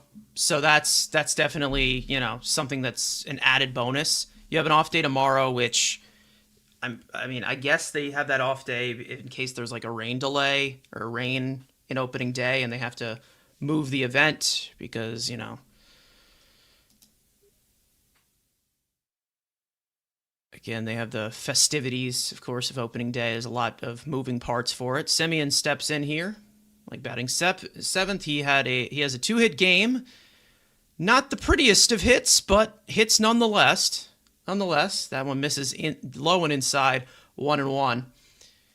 Yeah, we got an off day tomorrow, so we'll see. Tobias Myers likely can go 2 innings, maybe get you 4 outs, something like that. Fly ball to center field. Cruz moves back, shading his eyes, makes the catch. 1 out. That will bring up Carson Bench. Bench in his major league debut is 0 for 2 with 2 strikeouts. Definitely has looked like a rookie today, which is perfectly fine. Perfectly fine. Like we said, he doesn't need to set the world on fire. We said this on our show. He's the bottom part of the order. You got plenty of hitters in this lineup. Deep lineup. First pitch is fouled away, and it's 0-1. Bench, 23 years old. Number 16th ranked via MLB.com pipeline. It's not prospect rankings, Peacock. Get it right. It's called Pipeline. Keeping them in check, man. I'm not pleased with this. I'm not pleased with this Peacock stream. I'm not pleased. 1-1 fouled away. Gonzalez goes for a look, but that one's out of play.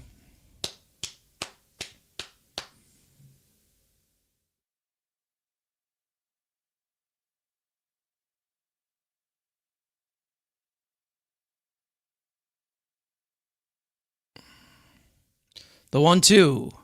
Check swing. He did not go. The ball bounces away from Henry Davis.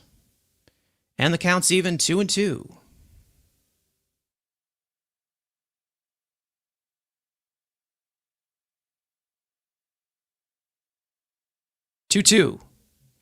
Fouled away. And we'll do it again. Youngster staying in there.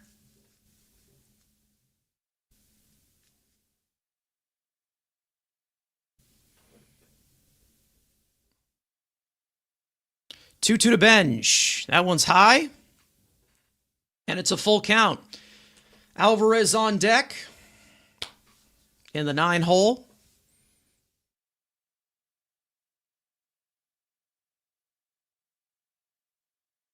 The 3-2 fouled away once again.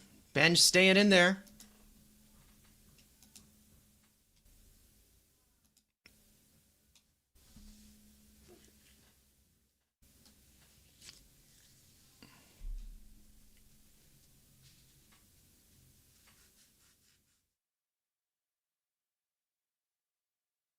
Three-two. Inside, ball 4. And Carson Bench has his first career walk. Yay. And looks like that'll be it for Montgomery. He will be replaced by Isaac Matson, 30-year-old right-hander, coming off a decent year out of the bullpen last year for Pittsburgh. Runner at first, 1 out in the bottom of the 5th. Matson coming on. All right, so it'll be Matson, right-handed hitter, and Alvarez.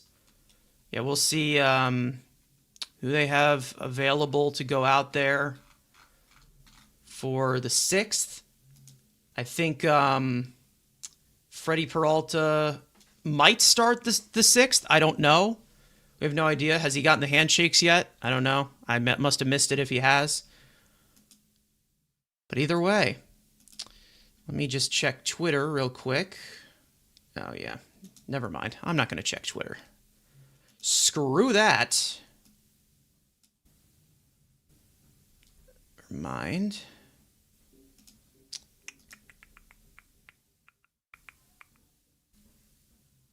Bottom of the 5th.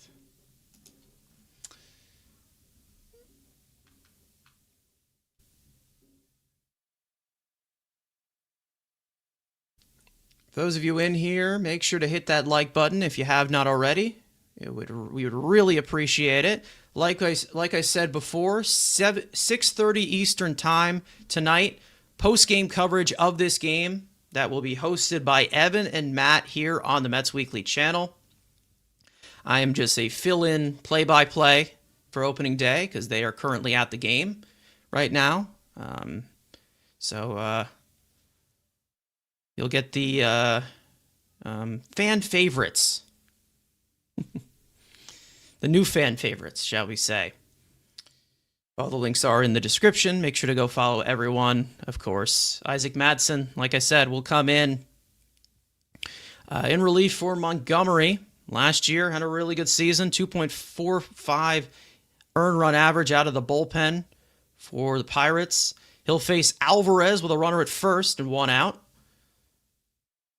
First pitch to Alvarez is a fastball right down the middle, 0-1. Alvarez was hit by the pitch in his first AB. Did not get hurt, so we call that progress.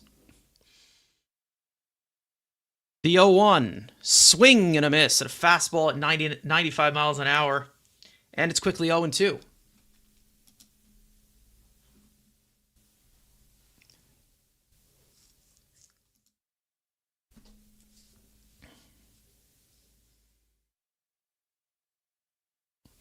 The 0-2 to Alvarez, fouled away.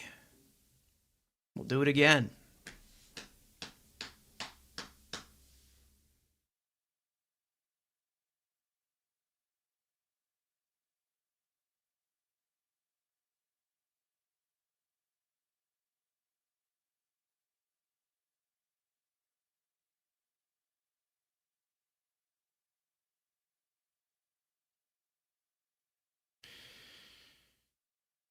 Madsen sets. He fires 0-2. Line the other way to right field, and that's going to fall for a base hit. Benj pulls in at second, and we've got 2 on with 1 out. And that will flip over the order for Francisco Lindor. Great piece of hitting there by Francisco Alvarez. It was a falling away running fastball that he took to the opposite field. That's when you do go to the opposite field. That's when you do. So that'll bring up Lindor. Lindor is 0 for 1, but he has walked twice, and he has scored 2 runs as well. First pitch is outside, and it's 1-0. Lindor, like we said, something to monitor with that hammy bone surgery that he is still recovering from. The 1-0 just nicks the top right corner, and the count is even 1-1.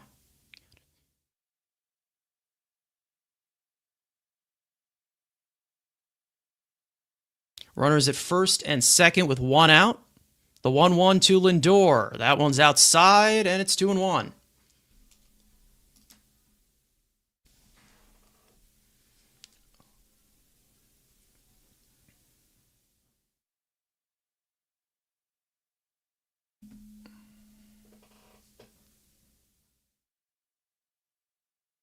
The 2-1 sits high, and it's 3-1 to Lindor. You don't want to walk Lindor because we all know who's on deck.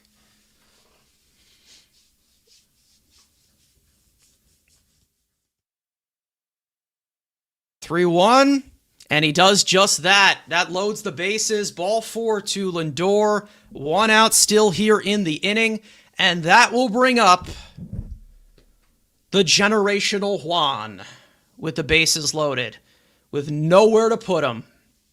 Juan, do your thing. Juan calls time. Soto. Boy, this would be quite a moment on opening day, wouldn't it? It was one big swing from the superstar Juan Soto. Would that be great? First pitch to Soto. That one's low. Change up. 1-0. Soto is 1 for 2 today. He had a single. He walked. He's also scored a run.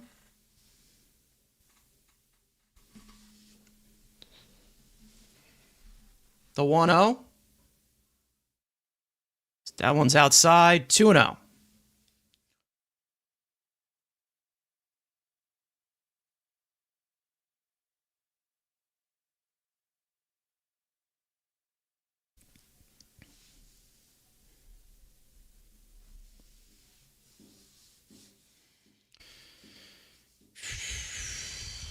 Bases loaded, 2-0, swing and a miss at a high fastball.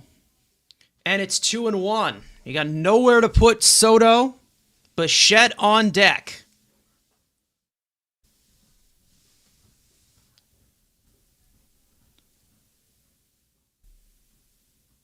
The 2-1. Slash through the vacated space into left field. Bench scores. Alvarez goes to third. Everyone moves up a base. Lindor goes to second. And in standing at first with an RBI single is Juan Soto. And the Mets now lead 7-4. Mets once again taking advantage of mistakes that we saw in the first inning. Let's continue to pile it on. I don't just want that, not just one run. Continue to step on their necks, to not be so violent. Let's be real. Here's Bo Bichette. First pitch misses, and it's 1-0. Bases are still loaded here in the bottom of the fifth. Mets lead 7-4 here on opening day.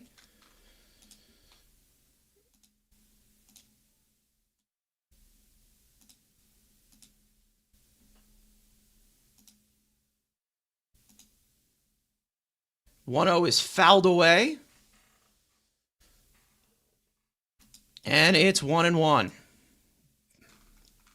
A bunt. It looks like the corners are in. I don't know, but I don't know. I'm not a big bunting fan. Sorry. That one is high. 2-1.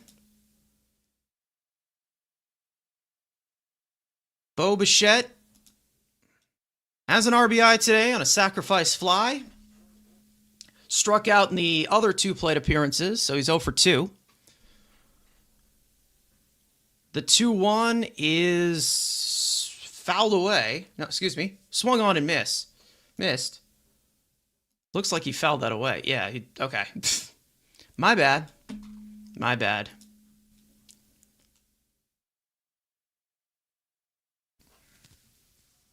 Mets with 7 runs home so far. 8 hits, no errors. Pirates 4 runs, 6 hits, 1 error. 2-2 to Bichette. Fouled away.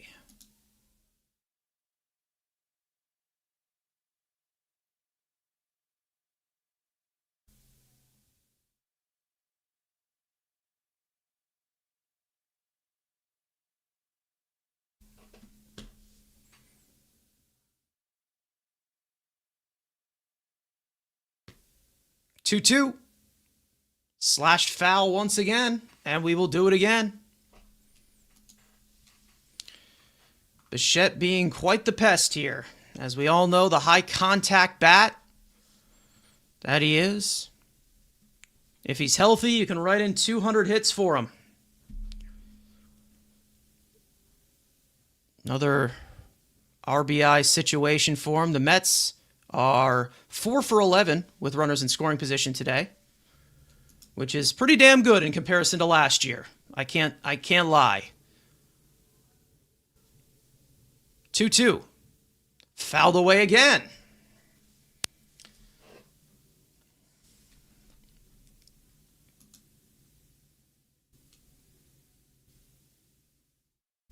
Now about to be the 8th pitch of this at-bat.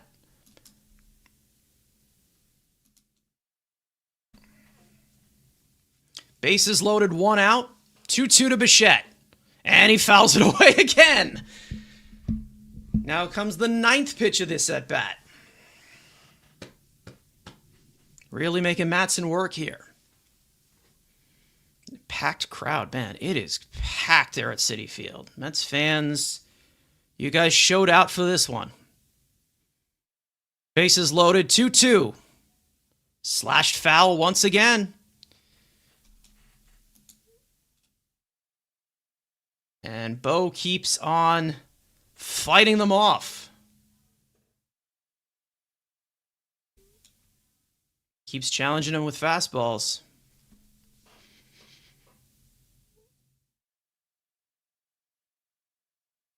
2-2 again. Fouled away. Jesus Christ. 10 pitches this at bat. 7 foul balls. What a pest Bo Bichette has been.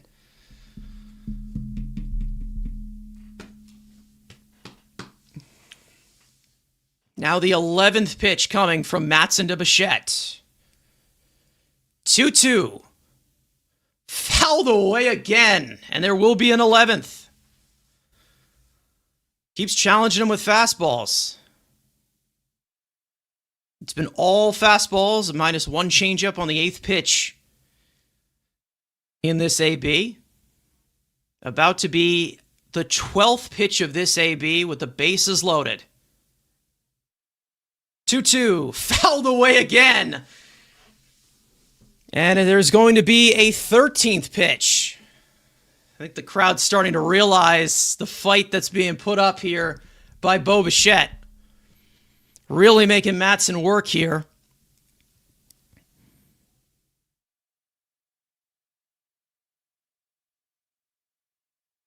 Two once again. Swung on and missed at a mislocated slider, and Bo Bichette goes down on strikes. 2 away. However, that was one hell of an AB. One hell of a battle. Wow. 13 pitch AB by Bo Bichette. That'll bring up Polanco. Bases loaded, 2 out. First pitch is low.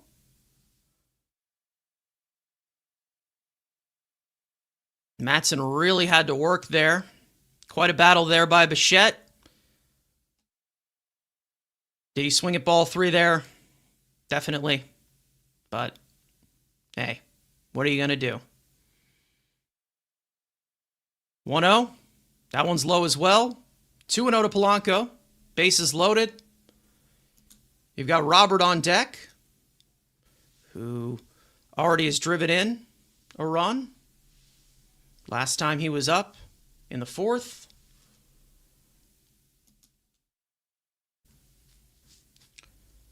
And now it's 3-0 to Polanco with nowhere to put him.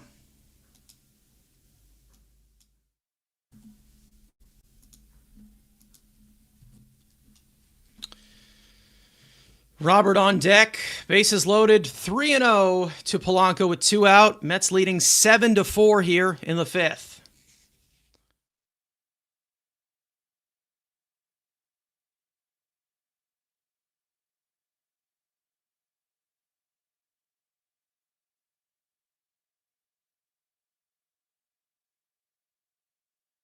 Polanco is now set. Matson the 3-0. Outside, ball 4, and that's going to force in a run. Mets lead 8-4. Wow. Wow, wow, wow. Francisco Alvarez will come in to score, and the Mets lead 8-4.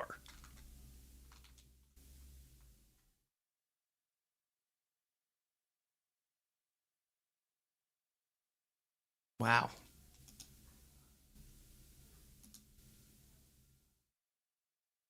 Here's Robert, and he fouls off the first pitch, still with the bases loaded.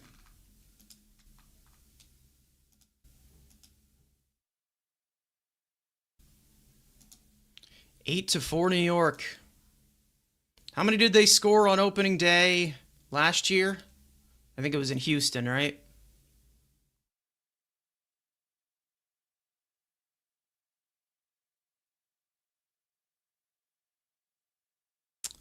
The 0-1, that one Misses completely. Too high. Counts even 1-1 with the bases loaded. Beatty on deck, who has already had a pretty good day. The 1-1. A dribbler that gets past the pitcher Matson, and he does not cover in time. Robert reaches first safely. That's a run batted in for him. Lindor comes in to score, and it is now 9-4 New York. Well, the ball is just finding grass today for the Mets. I guess they counting that as a hit? Yep, I guess they are. All right. That's now the 9th hit for the Mets. Their 9th run as well. And the bases are still loaded. Now for Brett Beatty, who, with the bases loaded last time in the first inning, delivered the keynote to give the Mets the lead. They have not given it back since. A 3-run triple. And Beatty is having himself a day.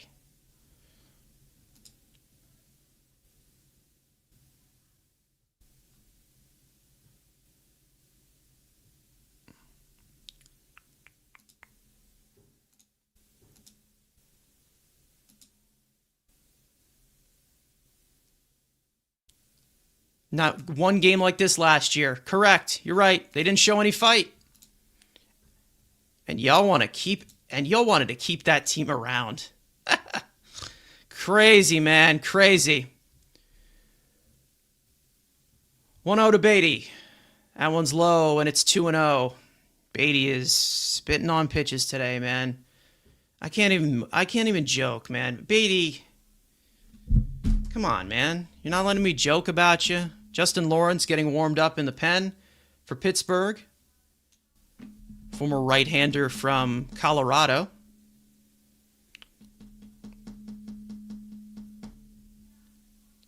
Looks like the pitching coach is on the mound. Fuck you.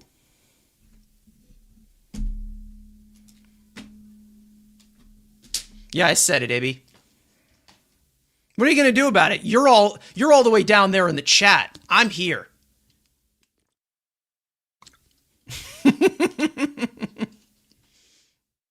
Nah, Ibby, I love you.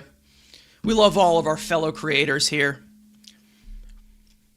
Yep. Listen, we talked about it. And the great brown bear, including myself. Yeah, but it's a business. They had to move on. It's true. And look, is it greener pastures here? Greener tomorrow? Look what we're seeing right here. They just beat up one of the best pitchers in all of baseball. Knocked him out in the first inning. 2-0 to Beatty. Lifted high in the air to left field. Reynolds is under it. And that will retire the side. However, the Mets get 3 more. Going off into the 6th. I'm going to guess Peralta's not going to go out there for a 6th because he definitely had a lot of time to sit there in the dugout. So I think that's likely going to be his day, but I wouldn't be shocked if they had him start off the 6th. So who knows? All right, let me... All right. Looks like Tobias Myers is going to take the mound, so that is going to be the day for Freddie Peralta. Not as sharp as you would like, but again, 5 innings, 4 earned runs, 6 hits. I don't think he walked anyone. He did not walk anyone. 6 strikeouts on 80 pitches. So definitely something you can cap him off at in the first game of the season. Peralta's had better days, but that's an offense that picks you up. Absolutely. Absolutely. Because it is a team. It is a team sport.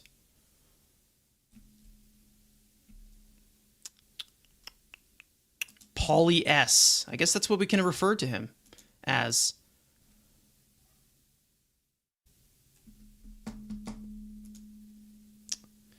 Marcell Ozuna will lead off against Tobias Myers.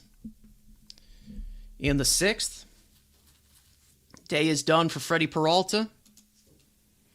Once again, like I said, after this game, 6:30 p.m. Eastern Time, Evan and Matt, post-game coverage on this game from opening day. And you may be wondering, wait, they're not here. How can they be expertise on this game? Well, they're actually at the game, so they're seeing it firsthand.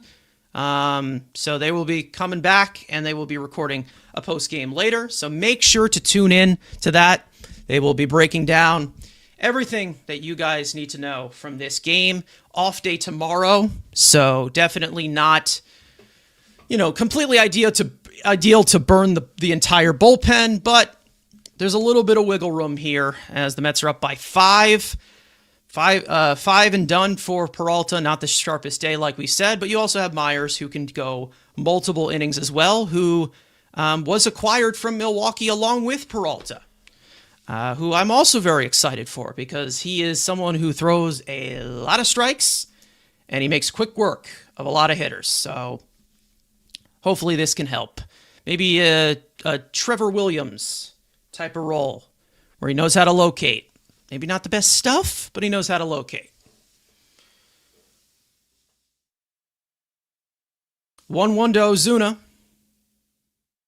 That one's a curveball outside, and it's 2-1. Yeah, they're showing the comparison there. The first reigning Cy Young Award winner to not complete the first inning of their first start the next year. So that's historic. Ozuna pops it up. Lindor is under it, backpedaling a little bit, calling everybody else off in the triangle, and he makes the catch. 1 away. That'll bring up O'Hearn. Nice catch there by Lindor. Yeah, Tobias Myers he's a solid pitcher, definitely. I don't know how I feel about him maybe making, some spot starts, because I don't know. As a starter, he's been rocky.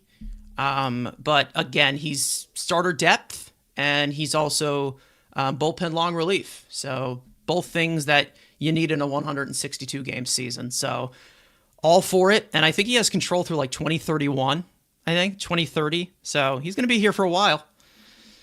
But Myers misses, and now he's behind 2-0 to O'Hearn.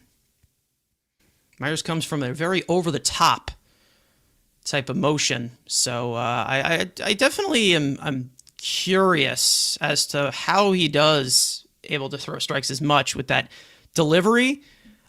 He's fallen behind 3-0 right here to Ryan O'Hearn. 3-0, strike at the knees, and it's 3-1.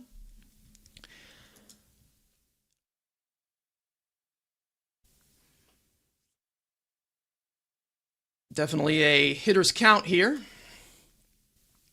Lifted high in the air, and that'll go into the third base seats, behind the dugout. And it's a full count to Ryan O'Hearn.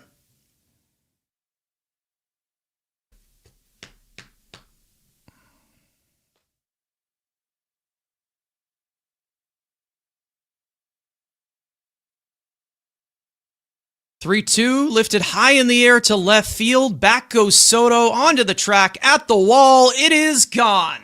An opposite field home run for Ryan O'Hearn, his first in a Pirates uniform and his first of the year. And that cuts the Mets lead to 9-5. So not the best pitching performance here by the Mets. But again, like we said, the offense is picking it up. But Ryan O'Hearn and Brandon Lowe, 2 off-season additions by the Pirates, making a great first impression here on opening day. And the guys coming over here from Milwaukee getting a little snake bitten by the home run ball. Not something that you like to see, but hey, what can you do? What can you do? Here's Triolo. Triolo's 0 for 2. 9-5, New York.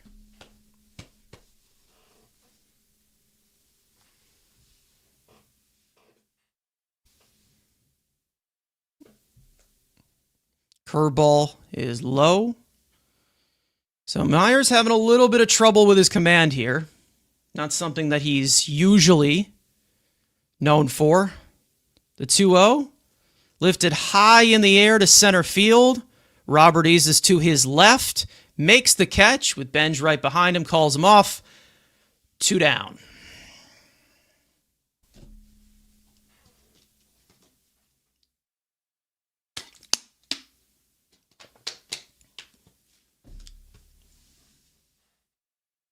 That'll bring up Spencer Horwitz, who is 0 for 2 on the day. Definitely a slugging fest here.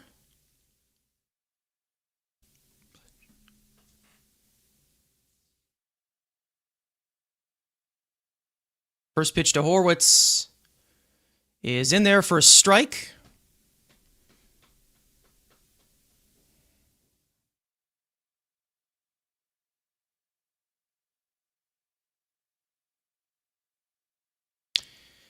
The 0-1. That looked like a strike, but it was not able to be held by Alvarez. The 1-1 is popped up. Bo Bichette coming in on the infield grass to make the catch. Side retired. So the Pirates do get a run. However, Myers limits the damage. Nothing else after that. Recovers. Middle of the 6th. 9-5, New York on opening day.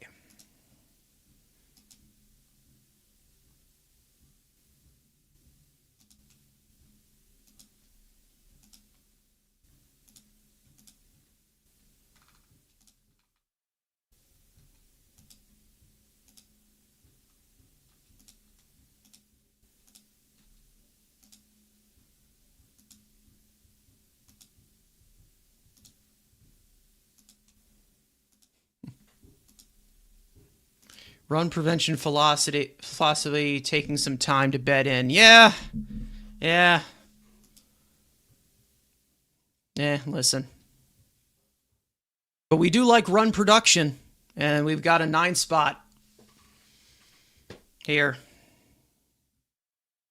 I'm definitely not worried about the pitching, to be honest. I think they have enough depth. It's all really about them staying healthy. The offense is what you got to look out for. With a lot more, you want to see a little bit more of a killer instinct from this offense. Because last year, 0-70 when behind after 8 innings. Yeah, that shows lack of dog. Lack of dog. Like I said, after this game, 6:30 p.m. Eastern Time, Evan and Matt will be hosting post-game coverage of this game. So make sure to tune in for that, as we are likely going to be live pretty much every single day, sometimes twice, on the Mets Weekly channel throughout the entire season. Watch-alongs. It's going to be a blast, so make sure to stay tuned for those. Maybe we'll have some special guests on here to watch some games and chill with us. You never know.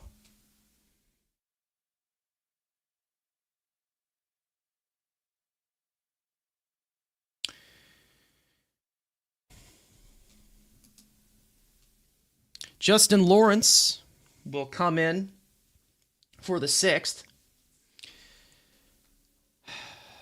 All right, well, you know what?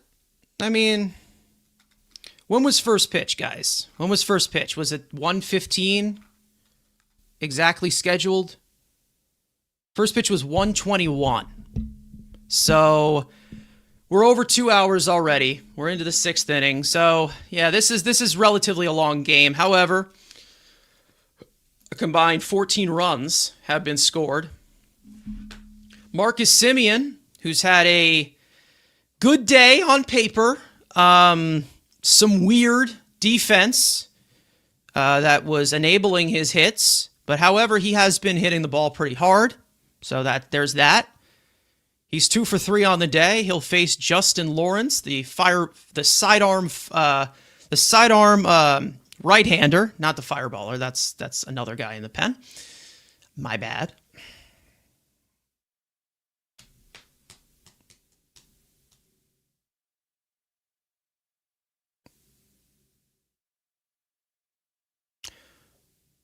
0-1 to Simeon. Hit in the air, deep to center field, but it's still playable for Cruz. He makes the catch. Decent amount of steps from the warning track. 1 away.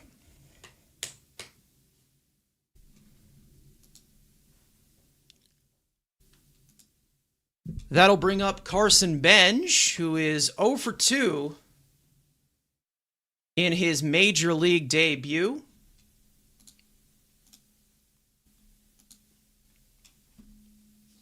One out, nobody on. First pitch swinging to Bench, and he drives one deep to right field over the head of O'Hearn, and that is the first major league home run for Carson Bench.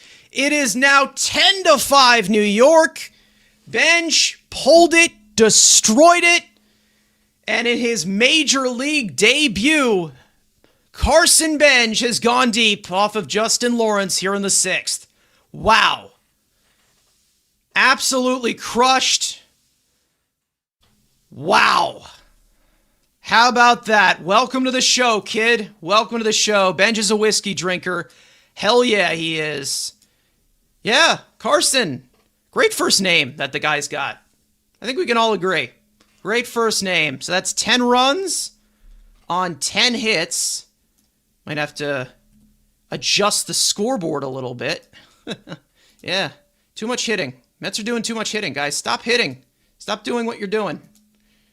I'm kidding. Please continue. Either way, Carson Bench, first career home run on opening day. Welcome to the show, kid. Welcome to the show. Wow. He completely destroyed that. A little bit on the lower third, maybe caught a little bit too much of the plate, but it was right in the wheelhouse, and he sends it right into the bullpen out there in right field. And the Mets have a 10 spot here on opening day. Here's Alvarez. Alvarez is 1 for 2. It's now 2-2 to Alvarez. Once again, they're showing that once again right into the wheelhouse. Bench, as we all know, great athlete. Back covers a lot of the plate. It just explodes through the barrel zone, as we've seen from the scouting reports. 2-2.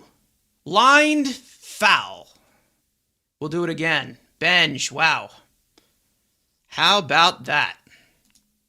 How about that? He pulled it. Expect hate from Mr. Pancake Man on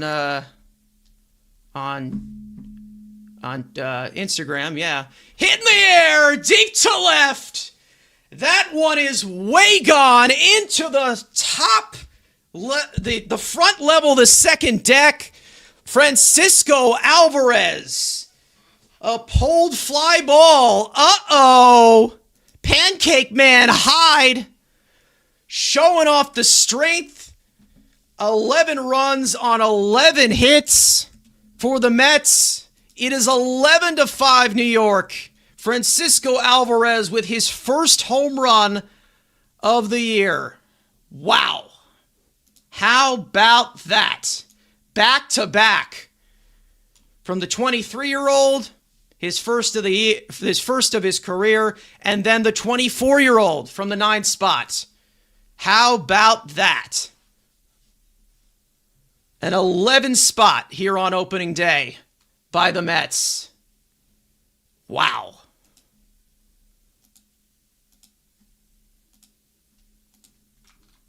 We just love to see it. The Mets just completely piling it on. There's no just a clump of runs in the first inning. They continue to attack. Lindor fouls away the 1-0 pitch. That'll go into the left field seats. Alvarez, what a shot. Completely demolished.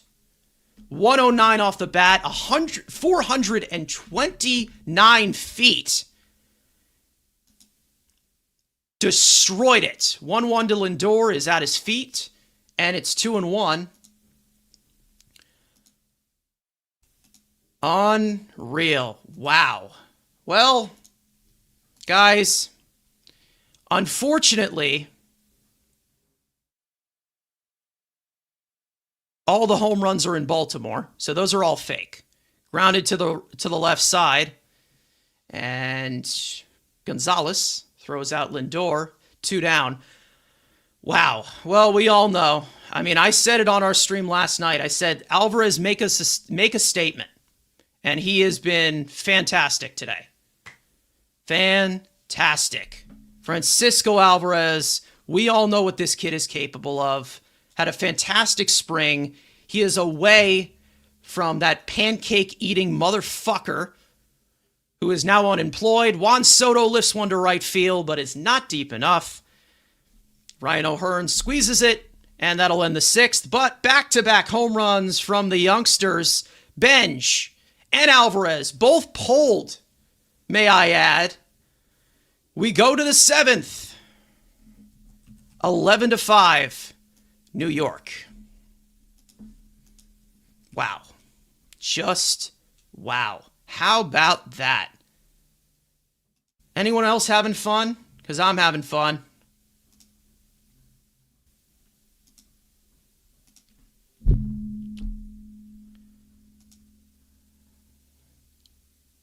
Just going to put out a nice middle finger to that old hitting coach. Suck it. AF here in the chat saying, let's go Mets. Absolutely. It's been a fun day. It has been a fun day.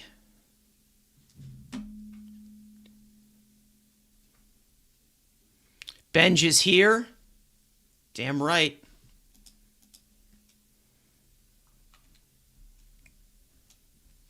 Yep, bake him a cake.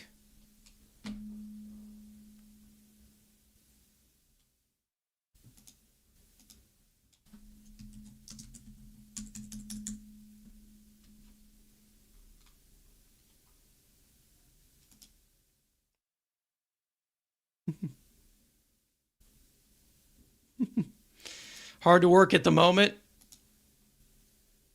Had to work at the moment, but totally worth it. Yeah, I mean, listen, it's opening day, you know?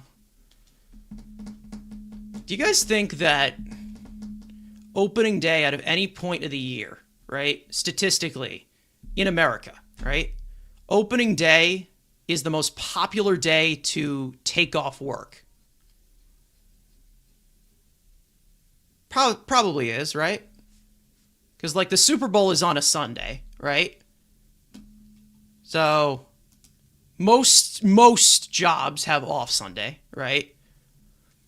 Tony's saying, I wonder how the media is going to spin this power surge. Oh, well, you know, you're beating up the Pirates, and, you know, Paul Skeens, he's sick, and he's got a cold. You just never know. Yeah, it looks like they're trying to retrieve that ball for Carson Benj.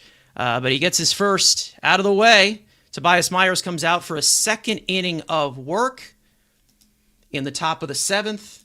The Mets, it is a hit barrage. We've got power. We've seen contact. We've seen speed. We've seen some good defense, too. Executed pretty well.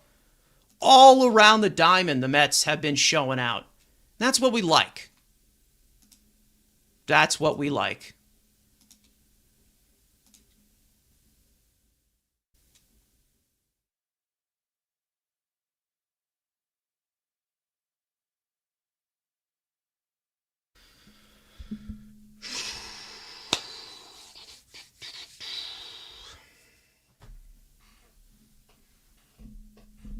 One, two.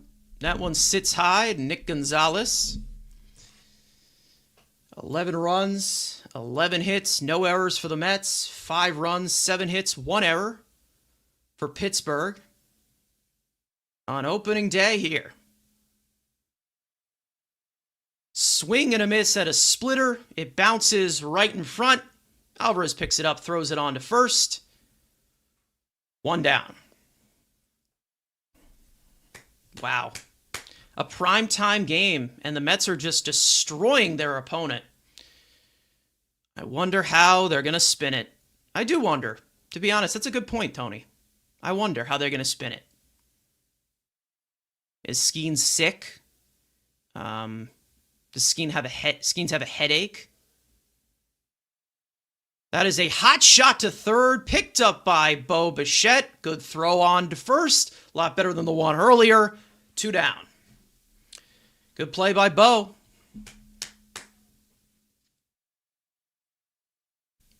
Woo!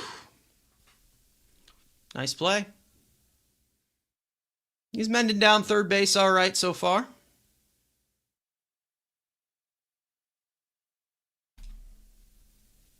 So here's Oneil Cruz. He's 1 for 3. Started off the game with an eventful first inning. Scored a run. And then he had a screw up in center field and then another screw up. That was one of the keynotes in the first inning. Bounced over to second. Semien plays it on a hop. And that'll retire the side. Quick 1-2-3 inning for Tobias Myers after a little bit of a rough 6th inning. Stretch time here at Citi Field. 11-5, New York.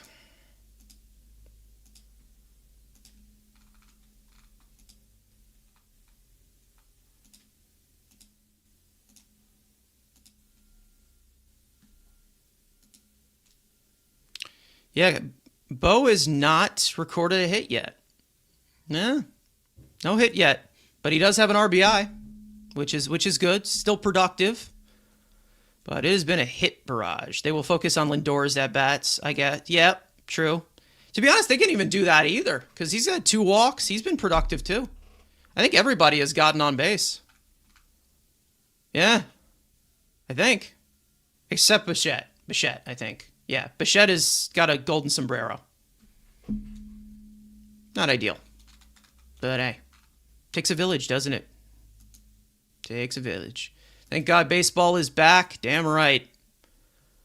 We are all happy that baseball is back. The best game ever played. Best game ever invented.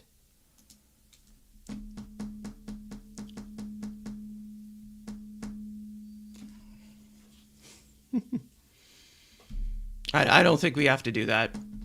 I don't think we got to do that. I think we're good. He can stick around here for 14 more years. Yeah, agreed. This is a disaster. This is a disaster. And you see what I mean, guys, by talking about these individual stat lines? It's like, well, he's not going to replace this. How about a team does it together? Togetherness. That'd be cool. And not just, well, this guy's not going to hit. It's over for us. Pack it up. Oh, yes. Oh, this is a treat, I think. I think this is going to be a treat, hopefully. And an opportunity to score a little bit more some more runs as well. Gregory Soto, the former Met, will go out there. I've said this many, many times. That deadline last year.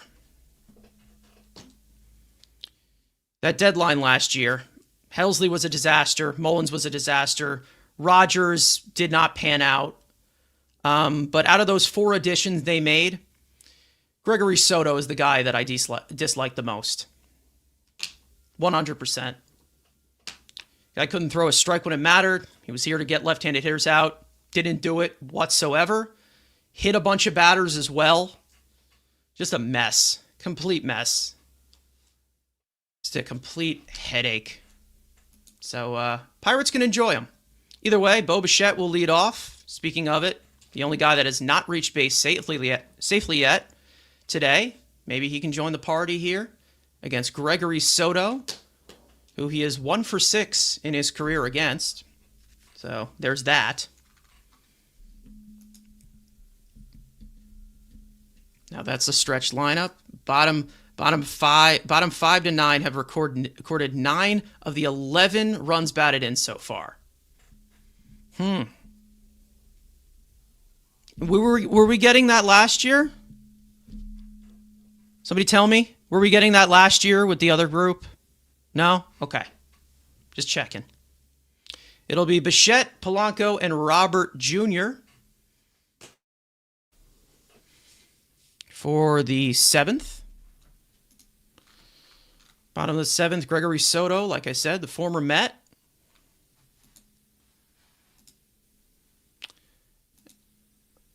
All right. Let's see if that changes over. Okay. Bo Bichette will come in. The only Met to not reach base safely today. And he shatters his bat, dumps the ball into left field, but it stays up for Reynolds. And it looks like Bo Bichette still hitless on the day. But it's okay, Bo. It is okay. I think that was their total RBI last year. Very possible. Very, very possible.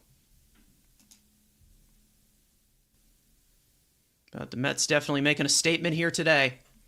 Throughout 1 through 9.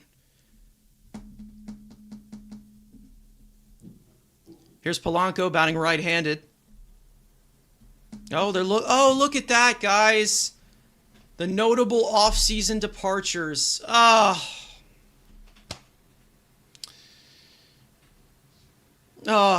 man. How are they doing this without them? This doesn't make any sense. Are they hacking?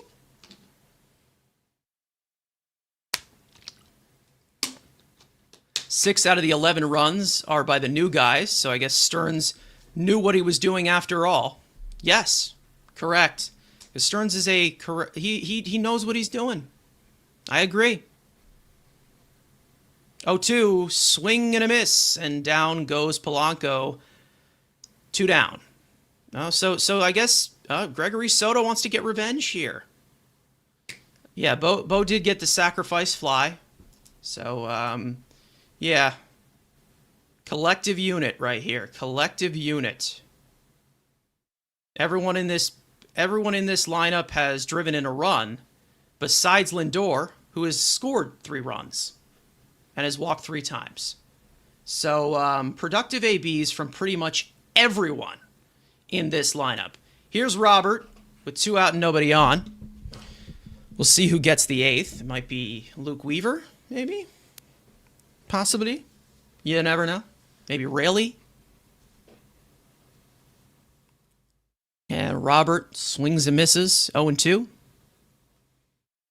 Does Robert look like Marte? Well, I mean, the stance is a little, like they do hold their hands a little bit, like in that higher quadrant. I don't know. I'd say that if you're going to go for like more compact swing, I'd say that Simeon is a little bit more similar to Marte, if that makes sense. 0-2, swing and a miss at a sweeper down and in. And Gregory Soto gets his revenge of his old team that he sucked complete balls for. Yeah, see, if you can't tell, I'm not a fan of this guy. But either way, great day. So, you know what? 1-1-2-3 inning won't hurt you. You know? Not bad.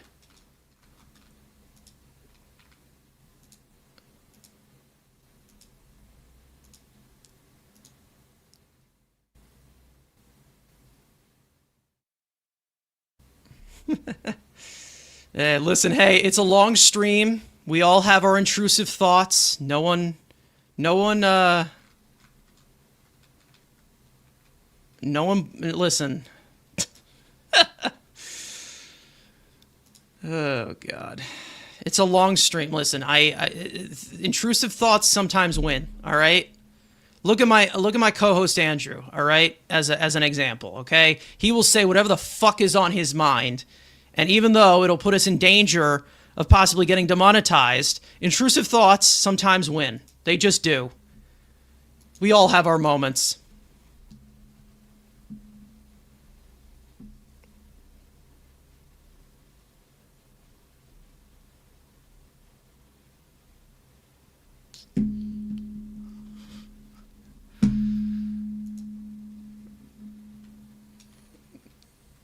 All right, Yep. Looks like Tobias Myers is getting another inning. Interesting. We know that he can go long relief, so it's not like It's a shocker, but I was expecting them to go somewhere else, even though, to be honest, I mean, it's a 6-run game. To be honest, you know what? Keep them out there. Why not? Keep them out there. I agree with the call. Why not?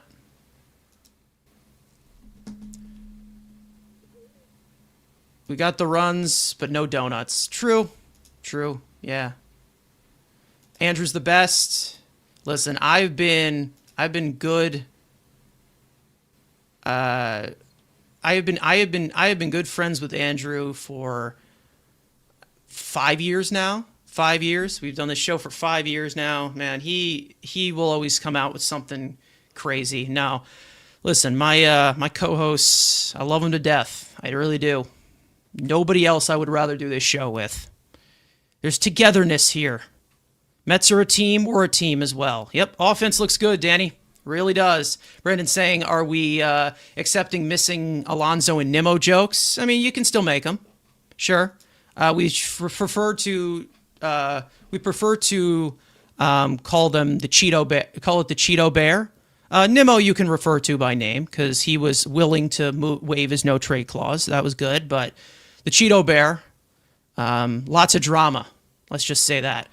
So 1-1 to Brandon Lau, who has had himself quite the day. Homered twice off of Freddie Peralta. Mets finally got him out last time he was up. Slider misses, and it's 2-1.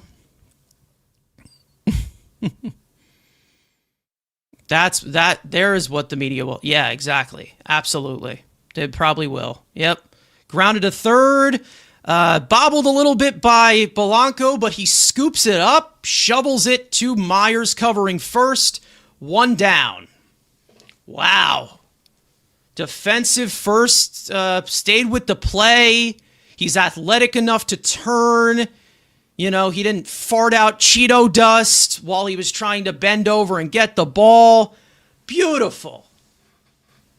Beautiful. Beautiful shovel. Absolutely. Good scoop, too. Good scoop.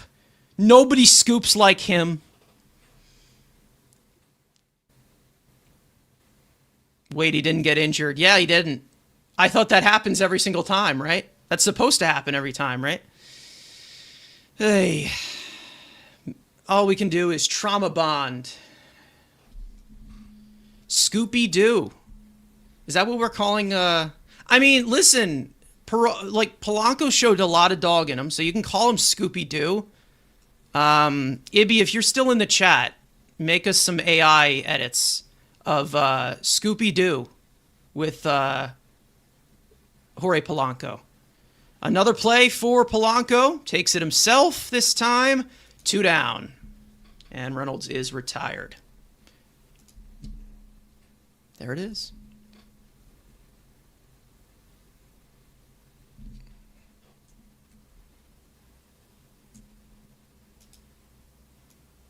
Let me just...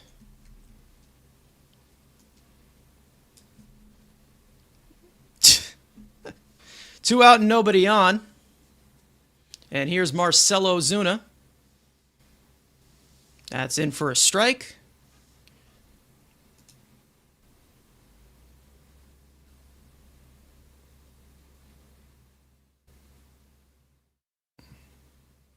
The 0-1. That's in for a strike as well, and he's ahead 0-2. Good cutter there by Tobias Myers.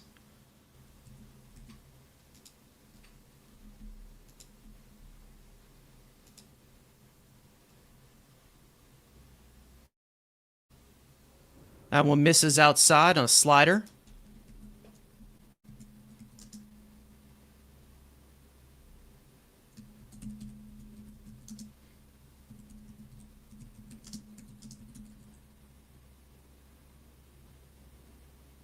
That one is fouled away. 1-2. We'll do it again.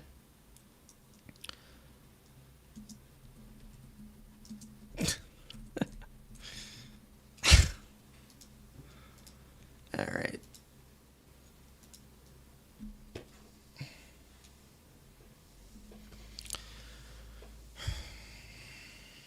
One, 2 to Ozuna. That one swings high. And it's 2-2.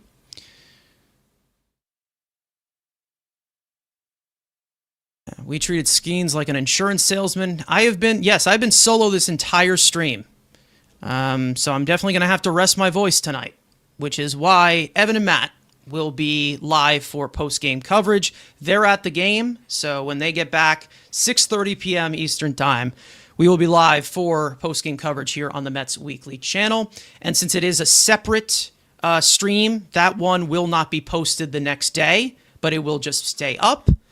And then usually if we will have watch-alongs and post-games combined in the same stream, we will post the post-game the next day so people can just watch it as kind of a stream highlight in that way. So you don't have to rewatch the watch-alongs, which is kind of just dumb.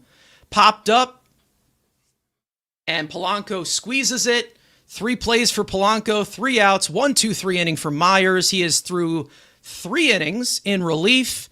We go to the bottom of the 8th. 11-5 New York at Citi Field. Opening day. Woohoo!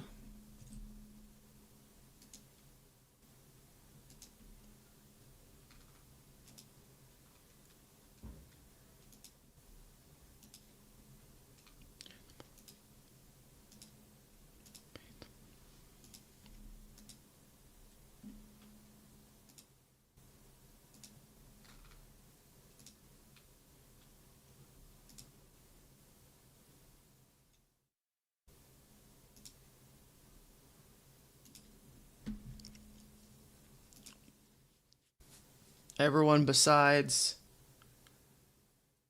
Lindor has an RBI. Rough day for the Mets and Stearns haters.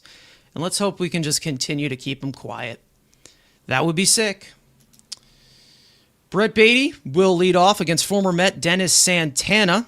Simeon next, and then Benj, who last time up. Homered. First career homer of his career. I don't know if they'd retrieved the ball yet.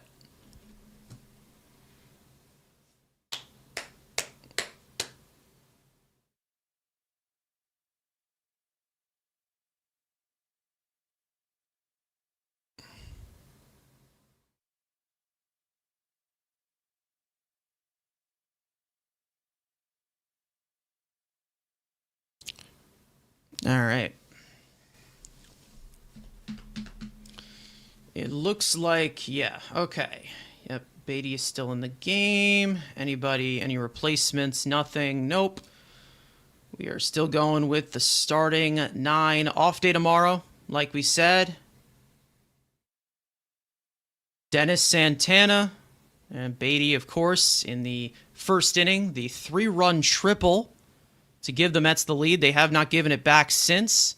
O'Neal Cruz screwing up in center field once again. Rough day at the office for Paul Skeens. Possibly the first time ever you'll see something like that from him. Maybe the only time ever. Who knows? But they put the hurt down on Paul Skeens, knocked him out. He didn't even finish the first inning. And they were off running from there. Not the sharpest day from a guy like Freddie Peralta, but the offense was able to cover it. 1-0 is away to Baty. So who gets the top of the 9th? To be honest, just give Myers the 9th. Why not? No Richard Loveladies. No, don't sign Drew Smith off the street and put him in there. Just let him finish the game, please. No gimmicks, please. 2-1. Fouled away. 2-2 to Baty. Weaver, listen, it's a 6-run game. So that's what I mean. I just keep the long relief out there. I mean, who's due up for... Yeah, it's 5, 6, and 7 that are due up for Pittsburgh. So, yeah. I don't know. I would just keep Myers in there. Fouled away by Beatty.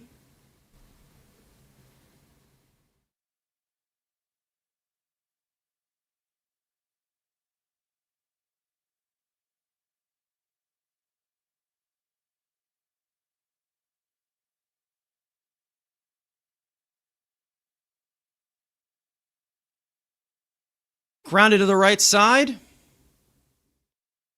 Lau shifts over, throws out Beatty, 1 out. That'll bring up Semien, who's had a productive day at the plate as well. Everyone has.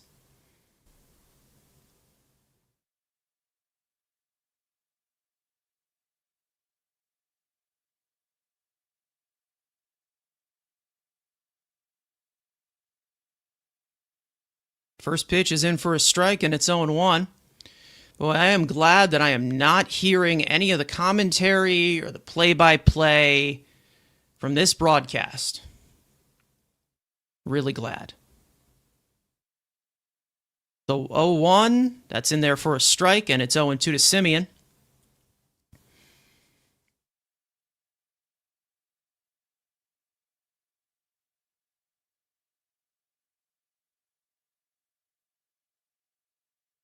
The 0-2. In there for a called strike 3. Just bent over a slider in the top part of the zone. Kind of buckled Semien a little bit. Looks like they're challenging it. And it was a strike. So Mets lose that challenge there. 1 for 2 on challenges, it looks like. Might as well challenge. Why not? No loss. No loss there. That'll bring up Carson Bench, who the last time he was up, his first major league home run sent into the right field seats. See what he can do here. Showing it once again in his major league debut. Bench. Wow. Watch how that bat just explodes through the zone. Beautiful swing. The 1-0. Outside. 2-0 to Bench. Alvarez due up next. He also homered to go back-to-back with Bench. 2-0. Swing and a miss. And it's 2-1.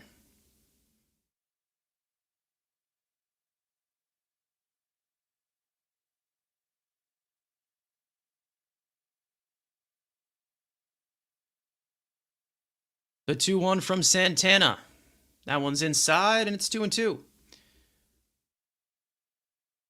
Doesn't look like there's anybody warming up in the pen here for the Mets. So could it be Myers for the top of the 9th to finish it off? You never know. 3-1. Low ball 4. And Benj is on base for the 3rd time today. Quite a debut for the kid.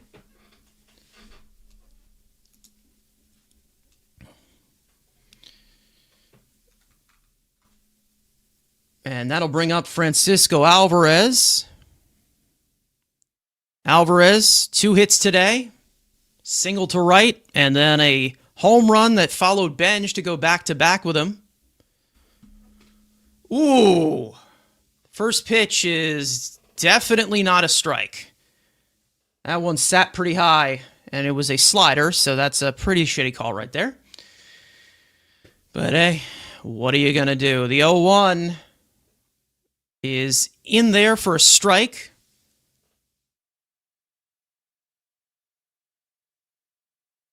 And it's 0-2.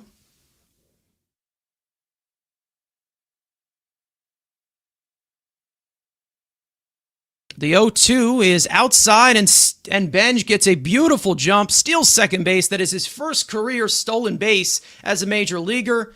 1 stolen base, 1 home run. Very, very close to 40-40. I'm just kidding. Okay. Either way, for those of you in here. Make sure to like the stream if you have not already. Subscribe. Turn on those post notifications. 6:30 tonight, Evan and Matt will be bringing you post-game coverage of this game. They are at the game right now, so I am holding down the fort right here with the play-by-play. Alvarez pops it up. Lau is under it, makes the catch, and that'll be the end of 8. 3 outs to go for a win on opening day for the Mets to keep the good times rolling on opening day, as they are one of the best teams, or if not one of the best winning percentages all time on opening day. So this would be quite a statement. But we'll see. We will see. Who gets the 9th? It likely will be Myers. To maybe save the bullpen, but you also have an off day tomorrow. Myers likely won't be available for game 2 of this series, which is completely fine. And we will see what's in store here. As much rest as you can give to the bullpen, it's fine by me. 5, 6, 7, and 8. 5, 6, 7 hitters due up, and it looks like Luis Garcia is going to get the 9th. So one of the more mid leverage / low leverage arms. So that makes a little bit of sense. He'll face Ryan O'Hearn. So decent outing from Tobias Myers. Aside from the 1 home run, that was it pretty much. I'm pretty sure he retired every other batter that he faced. So good performance for Tobias Myers. 3 innings in relief. And, 3 more outs, and we've got ourselves an opening day victory.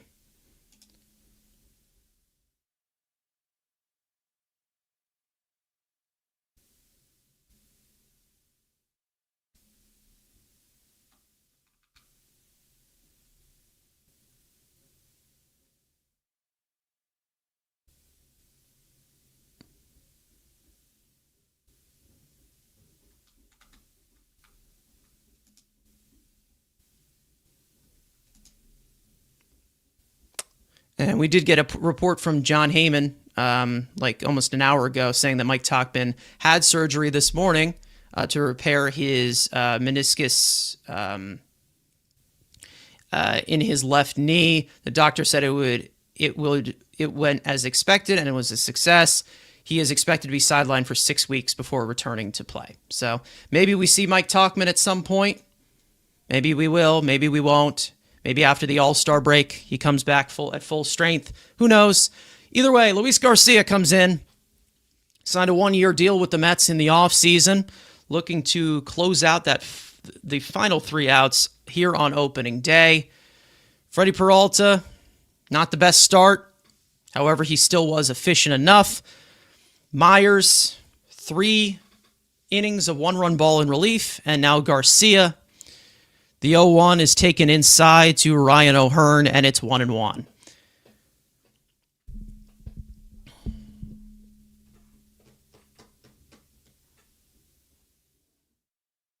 One to O'Hearn. That one floats outside, a splitter that did not split whatsoever. 2-1.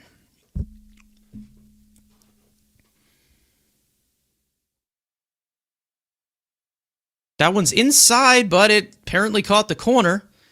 Strike 2. Did I miss your commentary on Tommy Pham? I like it. I like it a lot. I like Tommy Pham as a player. I really do. To be honest, I loved when he called out the clubhouse in 2023 because he was right. I loved it then, still love it. And that is going to be a base hit for O'Hearn. 8th hit of the day for Pittsburgh. Come on, guys. Let's not do this whole thing here. Let's not drag this out. Quick work, please. Quick work. Bench cut it off there. Prevent him going to second. Here's Triolo. And he lifts one towards the right field gap, and it'll go all the way to the wall. Robert picks it up.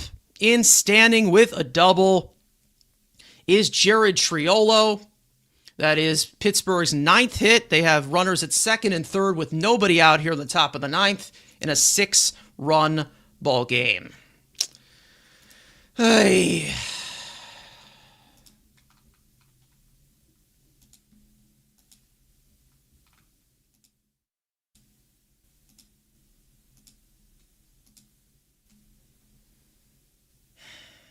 Can we not do any of this? Can we just not do this drama, guys? Let's not do it. Here's Spencer Horwitz with runner at second and third with nobody out. Can we not do this drama, guys? Please. I'm asking you. Please. I've been live for 3.5 hours here. Come on.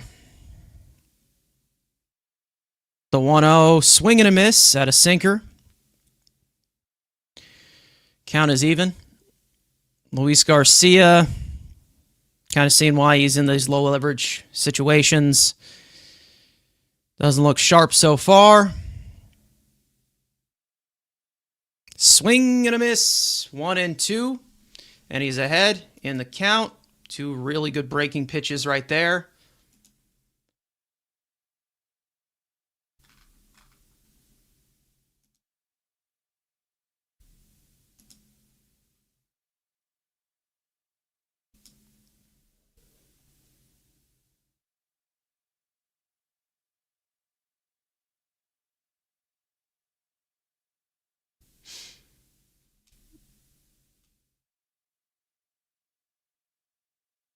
One, 2 to Horwitz from Garcia. He waits, sets, fires, swing and a miss at a splitter. 1 away here in the 9th.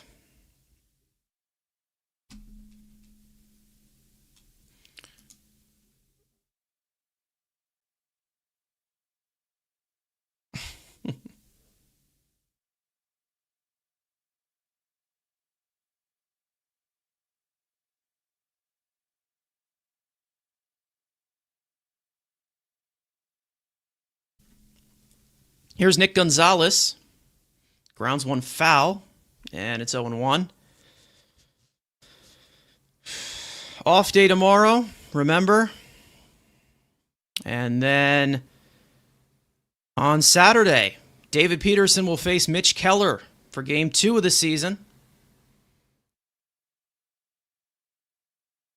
0-1. Lifted into the air. And that will go into the right center field gap once again. Benj picks it up. 1 run will score.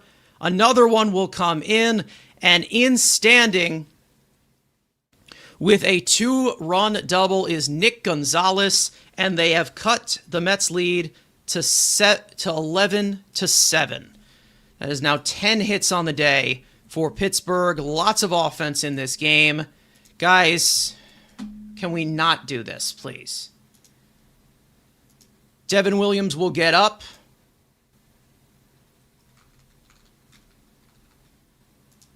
Little stretch and toss here. Garcia meeting at the mound here from Justin Willard, the new pitching coach. Can we not do this, is what I'm asking. Please.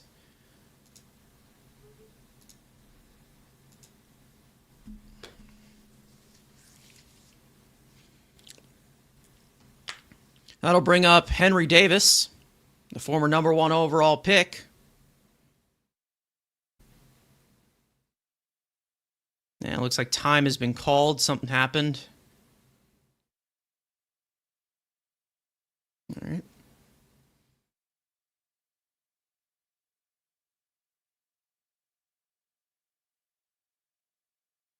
First pitch to Henry Davis is going to be challenged. Call the ball, and Alvarez wants to challenge, and it looks like he is correct. Nice call there, Ump. And it is now 0-1 instead of 1-0. I can't with this bullpen again. Yeah, listen, we'll see. 0-1. That is popped up. Foul into the left field seats. 0-2. Throw damn strikes. Damn right. Damn right.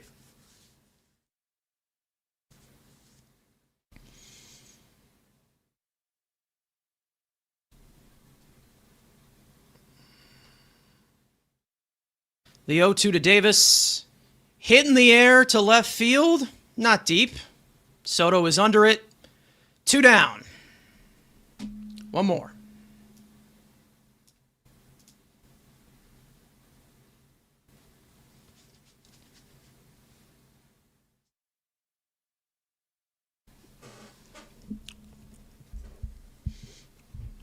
Packed house here at Citi Field. Looks like the shadows are coming in from the third baseline.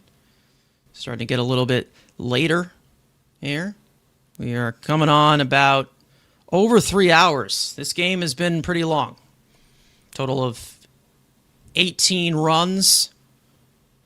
Cruz takes the first pitch. That also looked like a strike. Always drama. Yeah. Always freaking drama.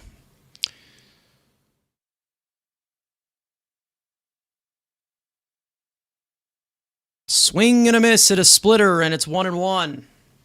So Garcia trying to lock this one down. 2 out, runner at second. Here on opening day, 11-7 Mets. Lots of hitting in this game. A lot of it. But a lot of it from the Mets side, which is good. Checks his swing. Did he go? He went. And the Pirates are down to their final strike. They're on their feet here at Citi Field.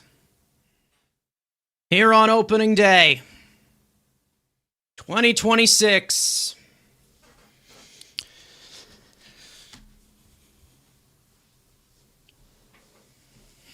One, two, popped foul. And we'll do it again. Final line here so far. 7 runs for the Pirates, 10 hits, 1 error. Mets, 11 runs, 11 hits, 0 errors. One more strike away from an opening day victory. 1-2 from Garcia. Swing and a miss, and he got him. And that'll be the ball game. The New York Mets get the victory on opening day, 11-7. Carson Bench with a home run. Francisco Alvarez with a home run. Big hitting from Beatty.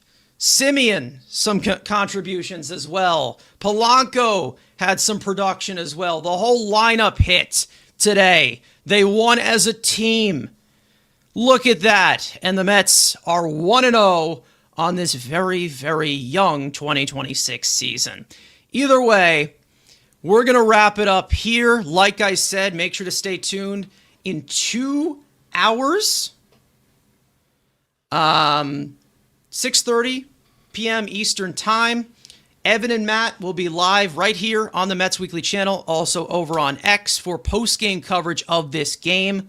But either way, thank you guys so much for tuning in to this watch-along stream. Make sure to subscribe to the Mets Weekly YouTube channel and also tune in later, like I said, for post-game coverage of today's game. For those of you watching on playback, you want to join the conversation in the future, make sure to turn on those post notifications to not miss when we go live for the next game, which is going to be Saturday at 4:10 p.m. Eastern Time. Make sure to follow Mets Weekly on X and on TikTok. Follow all of us individually. The links are in the description.